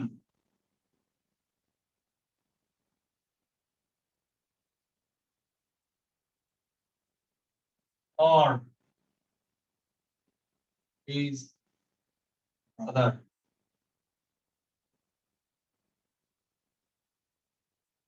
রায়হান অথবা তার ভাই কিছু একটা করেছে, has done it। Oh sorry, has হবে না হ্যাভ হবে, এটাই তো প্রশ্ন। হ্যাজ হবে নাকি হ্যাভ হবে? হ্যাজ নাকি হ্যাভ? ডান। ভাই ভাই কিছু একটা করবে না ভাই। আমি প্রথমে লিখতেছিলাম চুরি করেছে, পরে ভাবলাম রায়হান আবার মাইন্ড করে বসতে পারে, এই জন্য হ্যাজ নাকি হ্যাভ স্টোলেন মাই ওয়াচ। ঠিক আছে ভাই আপনার কোনো কথাই আমার গায়ে লাগে না ভাই, একদম সত্যি কথা ভাই। পাইছি ভালো একটা ভালো ছাত্র পাইছি, যার কোনো গায়ে কিছু লাগে না। কুমিরের মতো একটা ছাত্র পাইছি, ইচ্ছা মতো পচায় যায়। গন্ডার ভাই। গন্ডারের মতো, আচ্ছা। গন্ডারের জীবনে কুমিরের চেয়ে আমরা বেশি শক্ত না দিয়ে না। বলি আমার আম্মুর সাহসিকতার গল্প বলি। আমি তখন ক্লাস 6-7 এর মধ্যে পড়ি। আম্মু তখন, আমরা একটা কোয়ার্টারে থাকতাম কিশোরগঞ্জ জেলায়। একতলা বাসা ছিল, এটার 3টা বেডরুম ছিল, সামনে ছিল একটা বারান্দা বাউন্ডারি করা, তারপরে হচ্ছে টয়লেট আর কিচেন। কিচেনটা আম্মা ইউজ করতো না, কারণ আমরা তো 2টা ভাই, আমরা আব্বু একা নিউক্লিয়ার ফ্যামিলি, 3টা রুম প্রয়োজন হয়ে যাবে। লাস্ট রুমটাকে আম্মু কিচেন হিসেবে ইউজ করতো, কারণ বৃষ্টি বাদলের মধ্যে উঠান পার হয়ে ওখানে গিয়ে রান্না করে আবার খাবার দাবার আনা কষ্ট। তো আম্মুর আবার কবুতর পালার শখ ছিল, তো বাইরের রুমে আম্মু কবুতর পালতো। এক সময় 16-20 জোড়া কবুতর ছিল একসাথে, অনেকগুলো খুব ছিল। তো প্রায়ই একটা গুইসাপ এসে আমাদের কবুতরকে, মানে একটা কবুতর তো খাইতো, কিন্তু 8-10টা কবুতর হঠাৎ করে নাই হয়ে যেত, ডিম খাই ফেলতো। তো এটা দেখে তো আম্মুর খুব আফসোস, এই কুত্তার মানে খুব মানে আহ আম্মু এই গুইসাপকে ডাকতো সট্টর। সট্টর বোঝেন? সট্টর নামটা কেউ শুনেছেন? সট্টর, সট্টর মানে কি? জীবনেও শুনিনি ভাই। কালপ্রিট, ক্রিমিনাল, খুব খলনায়ক, খল। এই সট্টর গুইসাপটা আমার ইয়েগুলা খাইছে, আমার কবুতর গুলো খাইছে। কারণ আম্মু গুইসাপটা মারবে, এটা হচ্ছে আমার প্ল্যান। কারণ একদিন আমি তো গুইসাপ দেখে খুব মারাত্মক ভয় পাই, সরীসৃপ প্রাণীর প্রতি আমার প্রচন্ড ভয়। আমি বাঘের সাথে ফাইট করতে পারবো বন্দুক দিয়ে দিলে, কিন্তু গুইসাপের সাথে পারবো না। ঠিক আছে, গুইসাপ বা কুমিরের সাথে পারবো না। তো এখন আহ এই ছোট্ট একটা ঘর, রান্না ঘর, এটার মধ্যে দেখি যে আম্মা একটা শাবল নিয়ে ঢুকছে। আম্মা খালি নজর রাখে কোন সময় গুইসাপটা ঢুকে, বিশেষ করে দুপুরের পরের যে সময়টা, ওই সময় গুইসাপটা ঢুকে। কারণ দুপুরের পরে আম্মা খাওয়া দাওয়া করে রেস্ট নেই, আমরা রেস্ট নেই, আব্বুও থাকে না, ওই শখে গুইসাপটা। তো কি বলে এটাকে, শাবল, শাবল দেন, লোহার দণ্ড, এক মাথা চোখা থাকে, ওই হ্যাঁ। শাবল নিয়ে ঢুকছে, গুইসাপ মারবে। আমি তো ভয়ে অস্থির, আমি বললো বাইরে দাঁড়াইস তুই। আমি তো ভয়ে অস্থির যে আম্মা ঢুকছে, মহিলা মানুষ। আহ, এখন এই গুইসাপ দিয়ে যে মারতে চাইছে, বের হয়ে গেছে, দৌড় দিয়ে বের হয়ে গেছে গুইসাপটা, দেখলাম যে দরজা দিয়ে বের হয়ে গেছে। পরে তো আম্মু খুব অস্থির, ইস, আজকে একটুর জন্য মনে হয় লাগলো না। আমি একটু ফাট দিছিলাম, মানে ঘাইতেছিলাম, লাগলো না একটুর জন্য, আয়ো আরেকদিন আর মারবো। যে আরেকদিন হইলো কি, 2 হাতে 2টা নিয়ে ঢুকছে। এক হাতে হচ্ছে একটা শিকের মতো ছিল, শিক লাঠির মতো, রডের মতো, আরেক হাতে শাবল। শাবলটা ডান হাত, শাবলটা হচ্ছে মেইন অস্ত্র আর কি, শিক দিয়ে হয়তো ব্যালেন্স ট্যালেন্স করার জন্য বা ধাও দেওয়ার জন্য। তো ওই দিন করলো কি, আম্মা ভিতরে ঢুকে দরজা লাগাই দিছে, ভিতরে ঢুকে রুমের দরজা লাগাই দিছে, মানে এটাকে মারবেই। আমি কি হাই হাই, এটা কি করলাম? আমি যদি গুইসাপ, যদি উল্টা গুইসাপ যদি লেজ দিয়ে বাড়ি দিয়ে, মারাত্মক হবে, লেজে কিন্তু কাটা আছে। কুকুর শুদ্ধ, কুকুর কিন্তু হার মেনে যায় গুইসাপের কাছে লেজের বাড়িতে। তাই বলি এটা একটা কাজ করলো, আমি তো ভয়ে অস্থির, আল্লাহ গো কি জানি হয়। প্রচুর ধস্তাধস্তি, প্রায় 2-3 মিনিট ধরে দেখলাম যে বারবার শব্দ হচ্ছে, মারাত্মক শব্দ হচ্ছে। আর এদিকে কবুতর তো একদম মানে উড়ে টুড়ে একদম অস্থির করে ফেলতেছে ভয়ে। প্রায় 2-2.5 মিনিট যুদ্ধ করার পরে দেখলাম যে আম্মা যখন বেরোইছে ইয়া থেকে, এই পাকঘর থেকে বেরোইছে, কি কি দৃশ্য নিয়ে বেরোইছে জানেন? মানে দরজাটা খুলছে, খুলতেই শিকের মধ্যে এই যে, এটা মনে করেন গুইসাপ, ঠিক আছে, আর এটা হচ্ছে শাবল। শাবলের দিক দিয়ে ঢুকে মাথা দিয়ে ঢুকে দিতে বের করে ফেলছে। এটা নিয়ে আমরা ধরে নিয়ে বের হইতেছে। আর এই যে বের হইতেছে, মানে সামন ফ্রন্ট সাইডটা কি তাহলে? এই আমরা যে বের হচ্ছে ফ্রন্ট সাইডটা হচ্ছে গুইসাপের পেটের অংশ, বুকের অংশ। তো গুইসাপের বুকের অংশ তো আমি জীবনে দেখি নাই, আমরা তো দেখি শুধু পিঠের অংশ। এই ফ্রন্ট সাইড যে কি বিশ্রী, টিকটিকির ফ্রন্ট সাইড দেখলে দেখবেন কি ঘৃণা করে। মানে এরকম সাদাটে ফ্যাকাশে একটা রং, কি যে ভয়ঙ্কর, মানে হাতগুলো এরকম বের হইছে, আর এইটা ঢুকে দিতে রক্ত পড়তেছে, মানে কি একটা ভয়ঙ্কর দৃশ্যটা আমার এখনো মনে পড়ে। তো ওই দৃশ্য দেখার মানে এটা আমার এখনো মনে করি যে আমার আম্মা এমন সাহসী একজন মানুষ, কল্পনার বাইরে, মানে কল্পনাই করা যায় না। আমি নিজে এখনো পারবো না, আমাকে যদি বলে একটা রুমে ঢুকা একটা গুইসাপ আছে দরজা লাগাইতে তুমি এটা মারবা, আমি তো সাহস পাবো না এখন। আম্মার বয়স কত তখন, 33-32 হবে বা 34-35 হবে। তো কি প্রসঙ্গে এই কথাটা বললাম, তো ওপরে আম্মু বের হয়ে বলতেছে যে কালকে আমি তো বুঝি নাই, কালকে তো আমি ওরে পাইছিলাম, বাগেই পাইছিলাম, 2-3টা গাই দিছিলাম, কিন্তু পিঠের চামড়া তো শক্ত, হিসাবের শাবলের পাট ঢোকে না। আজকেও আমি 3-4 বার গাই দিতে আসি, কিরে ঢুকে না, ঢুকেই না। মানে শিখ দিয়ে যে বামাতে আটকেছি, একদম জায়গায় বসাই ফেলছি, কিন্তু সে লড়তে পারতেছে না, ঠিকই যাইতেও পারতেছে না, পালাইতেও পারতেছে না, কিন্তু আমি যে গাই দিতেছি শাবল দেয়া, শাবলের গাইতে ঢুকে না। পরে যখন মাথায় গাই দিলাম, দেখলাম যে আস্তে করে একদম ঢুকে গেল। তার মানে হচ্ছে মাথাটা অনেক নরম হিসাবের, কিন্তু বডির চামড়াটা অনেক শক্ত। এই জন্য এরপর থেকে জানলাম যে সরীসৃপ প্রাণী মারতে হলে মাথায় আঘাত করতে হবে। বুঝছেন? তো গুইসাপের চামড়া যদি এত শক্ত হয়, মানে শাবলের পা ঢোকে না, তাহলে কুমিরের চামড়া কত শক্ত কল্পনাই করা যায়। আর গন্ডারের চামড়া তো বুলেটও ঢুকে না, বুলেট, নর্মাল বুলেট, রাইফেল ছাড়া। রায়ান ভাই হচ্ছে আমাদের কবুতরের বুলেট। ভাই কবুতরের বাসা কেন ভাই নিচে, উপরে না, উপরে করে নাই ওরা? কিন্তু এটা যে কিভাবে খাইতো সেই জানি না, মানে আমরা কল্পনার একটা বিষয়, তাহলে উপরে কল্পনার বাইরে যাইতো একটা কিভাবে বিষয়। ভাই? আশেপাশে কি নাকি জানালা গাছ ছিল দিয়ে বা লাফ দিয়ে কিছু ছিল? করতো, নাকি কিভাবে যে সে খাইতো। বেশি উঁচু না, মানে রুমটাই ছোট ছিল, এরকম রান্না করতো এইটুকু, অ্যাটলিস্ট ভূমি থেকে 2-3 ভাগ ছিল, তো সর্বনিম্ন তাকটা ছিল হয়তো এইটুকু। এইটুকু থাকতে কি কম বলতেছ? এটা কি কুমির কিভাবে দুইসব লাভ দিয়ে পাবে? হয়তো জানলার সাইডে যে গ্রিল টিল ছিল ওইগুলোতে বায়া বায়া উঠে যেত, এটা একটা কিছু না কিছু একটা স্ট্র্যাটেজি তার ছিল।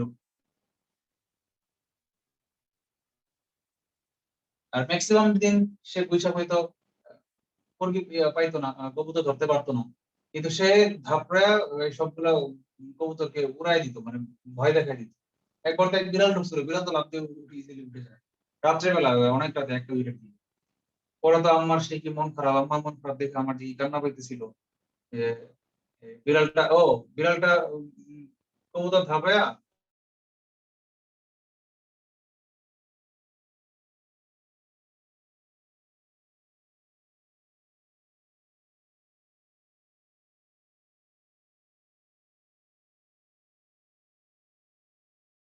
এই কবুতর ধাওয়াই দিছে, তোর সাহস। আমরা এখানে ফিরে আসি, কি বলছিলাম? Raihan or his brother has stolen my watch। কেন এই অর দিয়ে কি হয়, অর দিলে কি হয়ে যাবে, তারা মানুষ দুইজন, রায়হান আর তার ভাই, কিন্তু দুইজন মিলে তো করে নাই, করছে তো যে কোনো একজন সিঙ্গেল হয়ে। কে? হয় রায়হান করছে, না রায়হানের ভাই করছে, মানে কি যে কোনো একজন করছে। যেহেতু একজন করছে তাহলে এর জন্য এটা কি, সিঙ্গুলার। আর সিঙ্গুলার হয়েছে বলে এটা হ্যাজ হবে, হ্যাজ হচ্ছে সিঙ্গুলার ভার্ব। হ্যাভটা বাদ কেটে দেন সব। ক্লিয়ার? কারো কোনো প্রশ্ন আছে? Nope. আচ্ছা, ভালো কথা।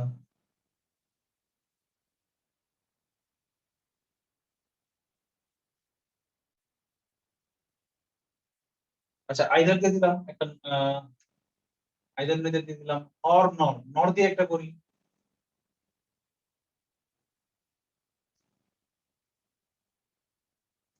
আচ্ছা, আইদারের সাথে তো অর সংযুক্ত, আর নাইদারের সাথে তো নর সংযুক্ত। কিন্তু আরটা অনেক সময় আইদার ছাড়াও ইউজ করা যায়, কিভাবে ইউজ করা যায়, তো নটটা কি কখনো নাইদার ছাড়া ইউজ করা যায়?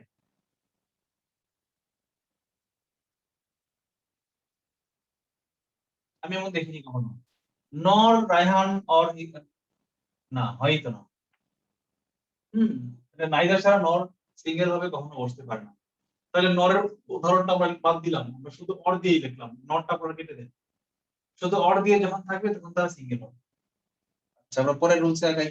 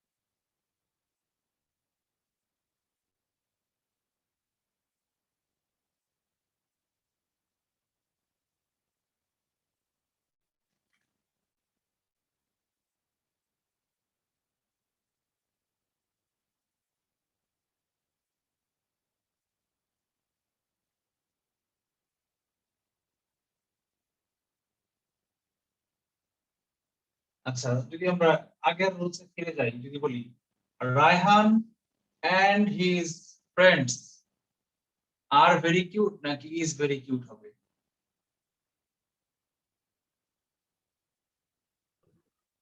ভাই আরই তো ওর কথা, এন্ড না এন্ড তো আছে। রায়হান and his friend আর হবে নাকি is হবে? ফ্রেন্ড হলে কি হবে, ফ্রেন্ডস হলে কি হবে? আর হবে sir. Raihan and his friend হলে কি হবে? রায়হান and his friends হলে কি হবে? দুইটাই কি হবে বলুন?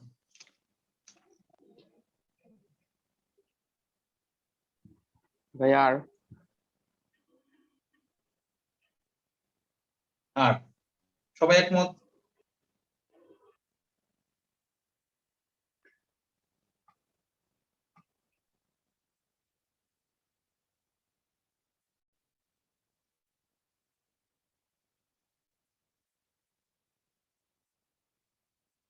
সবাই কি বলে, কথা বলেন, সবাই কি একমত?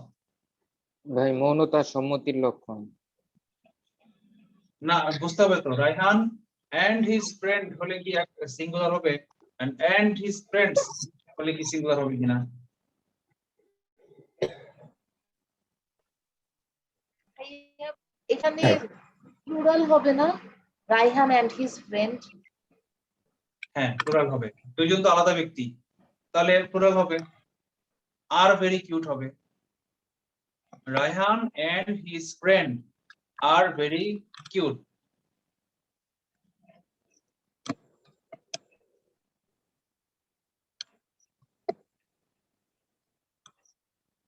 ভাই ফ্রেন্ড আর ফ্রেন্ডস এর মধ্যে এখানে এটাই, এখানে কোনো ডিফারেন্স কোনো হবে? কনফিউশন নাই। ফ্রেন্ড একজন হলেও বহুজন হলেও, যেহেতু রায়হানের সাথে এন্ড দেওয়া হয়েছে, দুইজনে কি আগেই প্লুরাল হয়ে গেছে অলরেডি। ঠিক আছে,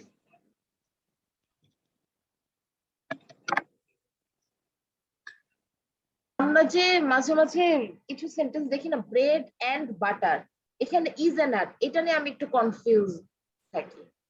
আচ্ছা, ব্রেড বাটার এটা একটা স্পেশাল কেস। ওই যে বলেছিলাম না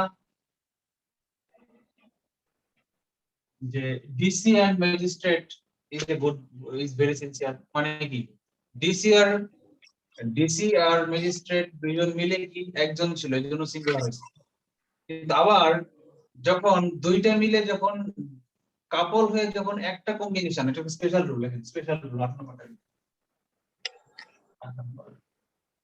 এন্ড এর স্পেশাল রুল।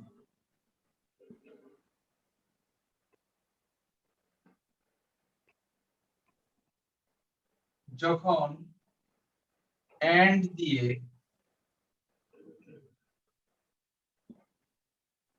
যুক্ত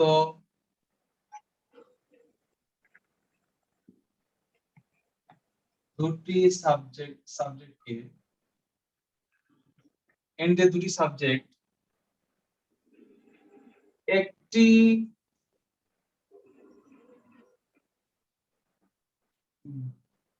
গ্রুপ প্যাকেজ সেট এর আলাদা দুটি এলিমেন্ট হয়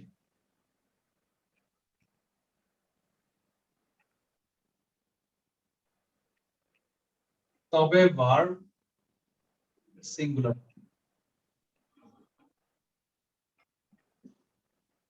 দেখেন এই ব্রেড এন্ড বাটার এটা কিন্তু একটা ফ্রেজ ওয়ার্ড, এটা মিলে একটা জিনিস বোঝায় রুটি রুজি। রুটি রুজি মানে কি, রুটি একটা জিনিস আর রুজি একটা জিনিস, দুইটা মিলে বোঝায় না। রুটি রুজি দুইটা মিলে একসঙ্গে বুঝাইছি কি আমার কর্মসংস্থান। কর্মসংস্থান কি একটা নাকি দুইটা? আমার কর্মসংস্থানের পথ বন্ধ হয়ে গেছে। এই কথাটা বললে কি আপনি একটা কর্মসংস্থান বলবেন না একাধিক কর্মসংস্থান বলবেন? একটাই কর্মসংস্থান। কর্মসংস্থানের একটা পথ ছিল সেটা বন্ধ হয়ে গেছে। এখন এই একটা কর্মসংস্থানকে যদি আপনি একাধিক ওয়ার্ড দিয়ে আপনি ফ্রেজ ওয়ার্ড ইউজ করে বুঝান বাগধারার মতো, তাহলে আমার রুটি রুজি বন্ধ হয়ে গেছে। এই মিউট করেন। যদি বলেন করোনায় আমার রুটি রুজি বন্ধ হয়ে গেছে, তাহলে কি আপনি বলবেন করোনায় আমার রুটি রুজি গুলো বন্ধ হয়ে গেছে? ইংলিশে কি আপনি এটাকে প্লুরাল দিয়ে বলবেন? বলবেন না। এখন ইংলিশে ঠিক একই রকম ব্রেড এন্ড বাটার মানে কি, এখানে আমার খাদ্যের উপাদান বলা হয়েছে বা আমার ক্ষুধা নিবারণের একটা উপাদান বলা হয়েছে। একটা উপাদানের দুইটা পার্ট থাকতে পারে, কি bread and butter, jam and jelly. Jam and jelly এরকম অনেক উদাহরণ আছে, যেমন বুলেট এন্ড রাইফেল একটা কাপল, হর্স এন্ড চ্যারিয়ট একটা কাপল, একটা গ্রুপ।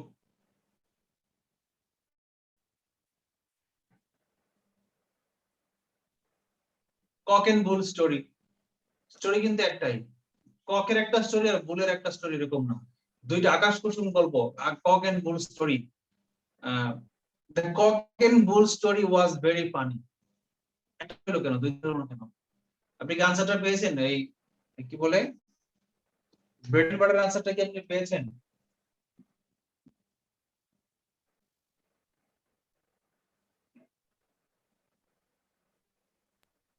হ্যাঁ, আমার এখানে যেটা মনে হচ্ছে যে ব্রেড এন্ড বাটার, সো এই দুইটা তো আসলে আমরা দুইটা জিনিসকে এক করেই খাই, মানে বাটার এজন্যই তো তো আমরা বললাম কখনো ইয়া খাই না, মানে কাপল না, জিনিসটা এটা একটা একই আর কাপল। কি। হ্যাঁ হ্যাঁ এটা হ্যাঁ, কাপল ওইটাই মানে ব্রেডের সাথে কাপল, বাটার মিশিয়ে খাই, এই জন্য বাটার আলাদা। মিশিয়ে খাই, এখানে হ্যাঁ। ব্রেড এন্ড বাটার না দিয়ে যদি বলতাম the bread and the apple, তাহলে কিন্তু ওয়াজ হতো না, তাহলে আবার ওয়ার হয়ে যেত। ওর দুটো হইতো, আলাদা হ্যাঁ। জিনিস। মানে এই দুইটা কাজ আমরা আসলে একসাথে করি। দুটো মিলে একটা ফ্রেজ ওয়ার্ড হয়ে গেছে bread and butter. Time and tide, এটা কি হবে বলেন তো? এটা কিন্তু আবার ব্যতিক্রম। টাইম এন্ড টাইড এটা কিন্তু আবার ব্যতিক্রম। যে টাইম এন্ড টাইড ছাড়া যত এরকম এন্ড আছে, cock and bull story, the cock and bull story was very funny, very interesting. বলেন, কোনো সমস্যা নেই।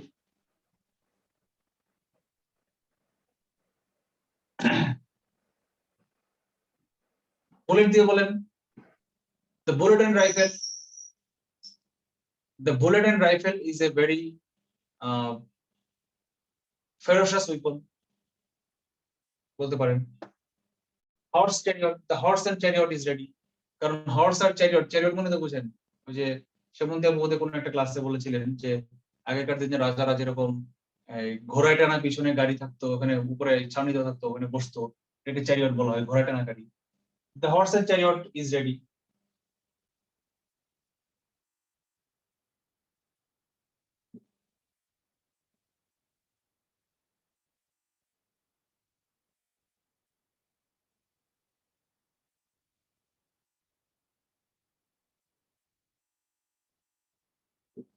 আচ্ছা, কিন্তু ব্যতিক্রম কোনটা বলেন তো? যখন প্রবাদ হিসেবে কোনো বাক্য গ্রান্টেড হয়ে যায় প্রবাদ হিসেবে, তখন সেটাকে কিন্তু আমাদের রুলস অনুযায়ী চেঞ্জ করার ওয়ে থাকে না। যেমন দেখেন টাইম এন্ড টাইড, এই দুইটা কিন্তু আলাদা শব্দ না, এখানে টাইম এন্ড টাইট কিন্তু একটা কাপল বোঝাচ্ছে, phrase word. Time and tide দিয়ে কি বোঝাচ্ছে বলেন তো? একটা জিনিস কি বোঝাচ্ছে, সেটা কি? সময় এবং স্রোত। সময়। স্রোত। সময়ই। টাইট দিয়ে এখানে ওই স্রোত বোঝাচ্ছে না। সময় ও স্রোত বাংলায় অনুবাদ করছি, কিন্তু ইংলিশম্যানরা টাইম এন্ড টাইট দিয়ে কিন্তু আলাদা দুইটা জিনিস বোঝাচ্ছে না। ঠিক যেমন রুটি রুজি, রুটি এবং রুজি এরকম বোঝায় নাই।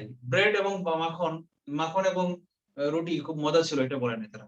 তারা ব্রেড এন্ড বাটার বলতে কি বোঝাইছে, যে আজকের খাবারের উপাদানটা খুব মজা ছিল, এটা বোঝাইছে। ঠিক একই রকম টাইম এন্ড টাইট মিলে তারা সময় এবং স্রোত বোঝায় নাই, তারা টাইম এন্ড টাইট মিলে একটা জিনিস বোঝাইছে, কি সময় কারোর জন্য থেমে থাকে। কিন্তু সেই হিসেবে কি একটু আগে বলেছিলাম কি টাইম এন্ড টাইট মিলে একটা, তাহলে সিঙ্গুলার হওয়া উচিত ছিল। তাহলে টাইম এন্ড টাইট দুটো মিলে একটা, ওয়েটস ফর নান হওয়া উচিত ছিল।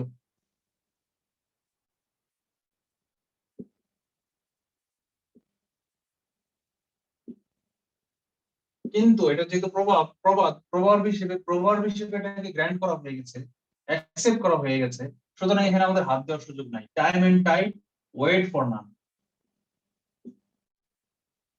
এটা আবার মনে হতে পারে না, এটা তো ঠিকই আছে, ভুল হইলো কই? এটা তো রুল 1। রুল 1 এ কি বলেছিলাম, এন্ড এর প্রথম রুলে কি বলেছিলাম, 2 নাম্বার রুল 2 এর 1, যে এন্ড দিয়ে যদি দুইটা সিঙ্গুলার নাউন সংযুক্ত হয় তাহলে তারা প্রভাব হয়ে যায়, সেই অনুযায়ী ওয়েট। মনে তো হচ্ছে ঠিকই আছে, কিন্তু না, এটা আসলে ভুল হয়ে পড়ে ঠিক হইছে। কথাটা বুঝাইতে পারছি? Raihan and Kabir wait for the rain. মাছ ধরবে তারা, বৃষ্টির জন্য অপেক্ষা করে। বৃষ্টি আসলে মাছ যায়, এই জন্য রায়হান এবং কবির কি করে, বৃষ্টির জন্য অপেক্ষা করে। এটা কারেক্ট। এটা কেন কারেক্ট? এটা হচ্ছে রুলস 2 অনুযায়ী কারেক্ট। রায়হান এবং কবির দুইজন মিলা দুইজন, এই জন্য তারা অপেক্ষা করে। এটা wait correct. Plural Raihan and, দুইটাই লিখি, রায়হান এন্ড কবির ভাই সেমন্তি Wait আপুর মতো, for- সেমন্তি আপুর মতো আমিও পপুলার হয়ে যাব। কদম আলী। হ্যাঁ, এক সময় আমার এই ভিডিও গুলা কয়েক মিলিয়ন ভিউ হবে, তখন সবাই খুঁজবে রায়হান ছেলেটা কি, রায়হান ছেলেটা কি, রায়হানকে খুঁজে বের করবে, দেখো তুমি সেলিব্রিটি হয়ে যাবে। Actually ভাই। আচ্ছা দেখো, Raihan and Kabir wait for Kadam Ali, correct. কি এটা কি রুল 2? এটা হচ্ছে রুল 2 অনুযায়ী কারেক্ট। আর এটা এটা কেন কারেক্ট? এটা ভুল কিন্তু প্রবাদ হিসেবে গ্রহণযোগ্য হয়েছে, এই জন্য কারেক্ট। এটা হলো ব্যতিক্রম কারেক্ট, লিখে রাখো, ব্যতিক্রম ভাবে কারেক্ট। ক্লিয়ার? এটা ভুল হওয়ার কথা ছিল, কেন? টাইম এন্ড টাইট দুটো মিলে একটা হয়েছে, এটা ওয়েটস হওয়া উচিত ছিল, কিন্তু এটা একমাত্র ব্যতিক্রম, সে প্রবাদ হিসেবে গ্রহণযোগ্য হয়েছে বলেই সে ওয়েট হয়ে গেছে, সিঙ্গেল ওয়েট। বলেন। ভাইয়া 2 and 2 এটা কি মেক্স হবে না মেক হবে? এটা মেক্স হবে, কারণ হচ্ছে ব্যতিক্রম, সরি গাণিতিক সংখ্যা।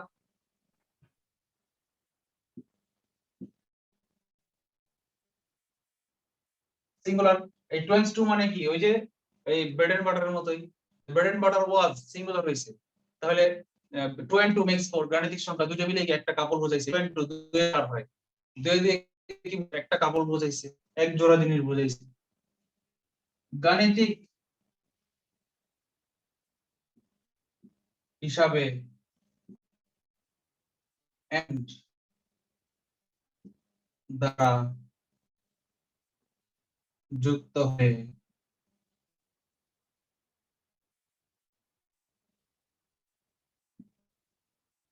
Singular verb.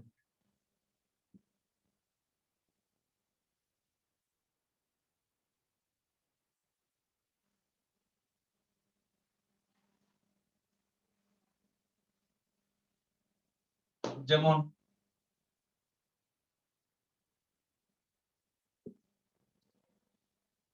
Two and 2 makes 4। এটা হচ্ছে ওই গাণিতিক হিসাবটা একটু আলাদা কিছু না, ওই ব্রেড এন্ড বাটার এটা একই রুল, এটার মধ্যেই এটা পড়ে গেছে আর কি। কারণ এখানে এই 2 and 2 মিলে কি একটা ফ্রেজ ওয়ার্ড বুঝাইছে, বসাই দিয়েছে একটা কাপল দ্বারা দুইজন মিলে। যদি বলতো 3 and 3 makes 6, এক কথা, এই দুইটা 3 মিলে একটা কাপল হয়ে গেছে। কারো কোনো প্রশ্ন? না হলে মুছে দিলাম।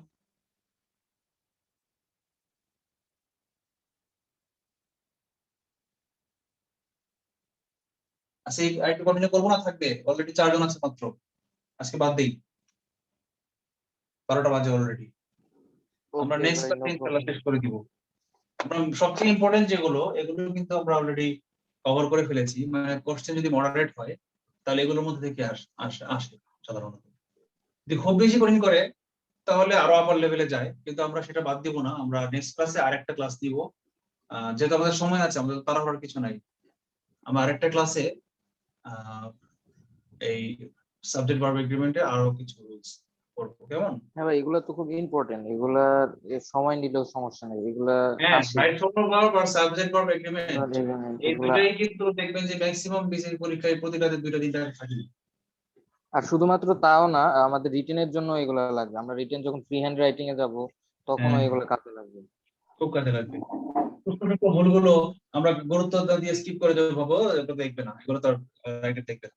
কিন্তু এগুলোই রাইটার বেশি বেশি দেখবে, কারণ ইংলিশ যারা টিচার, এক্সামিনার, ওদের রুচির জায়গায় হচ্ছে এইগুলা, যে সে সাবজেক্ট ভার্ব এগ্রিমেন্ট বুঝে কিনা, সে কোয়ান্টিফায়ার বুঝে কিনা, সে কাউন্টেবল এবং আনকাউন্টেবল নাউনের ডিফারেন্স করে কিনা। এই জিনিসগুলো তারা খুঁটিয়ে খুঁটিয়ে দেখে, সবগুলো দেখে না, সব ভুল দেখে না। অনেক ভুলই আমরা করি, সেগুলো তারা দেখবে না। কিন্তু এই যে খুব ছোট ছোট যে ট্রিকি ভুলগুলো, এগুলো আমাদের নলেজ, যখন দেখবে যে না ছেলেটা তো কাউন্টেবল আনকাউন্টেবল ডিফারেন্স বুঝে, বা এই যে সাবজেক্টের এগ্রিমেন্টটা সে বুঝে, যে the father and his two boys, পরে সে আর না দিয়ে ইজ দিয়েছে, তার মানে সে বুঝে, তখন সে আর পরের গুলো আর ভালো করে দেখবে না, বুঝবে না আসলে ছেলে জানে। হয়তো সে একটা দুইটা হয়তো ভুলে মিস্টেক লিখেছে, কিন্তু সে জানে, এরকম ধরে নিতে। সো রিটেন পরীক্ষার স্ট্র্যাটেজি হচ্ছে কি, প্রথম একটা দুইটা কোশ্চেন খুব সময় নিয়ে হাতে লেখা সুন্দর করে, প্রত্যেকটা বাক্য ছোট ছোট ভুল কারেকশন করে করে লিখতে হবে। পরে আপনি যখন সময় শেষ দিকে চলে আসবে, তাড়াহুড়া করে আপনি র্যাপিডলি লিখান, সমস্যা।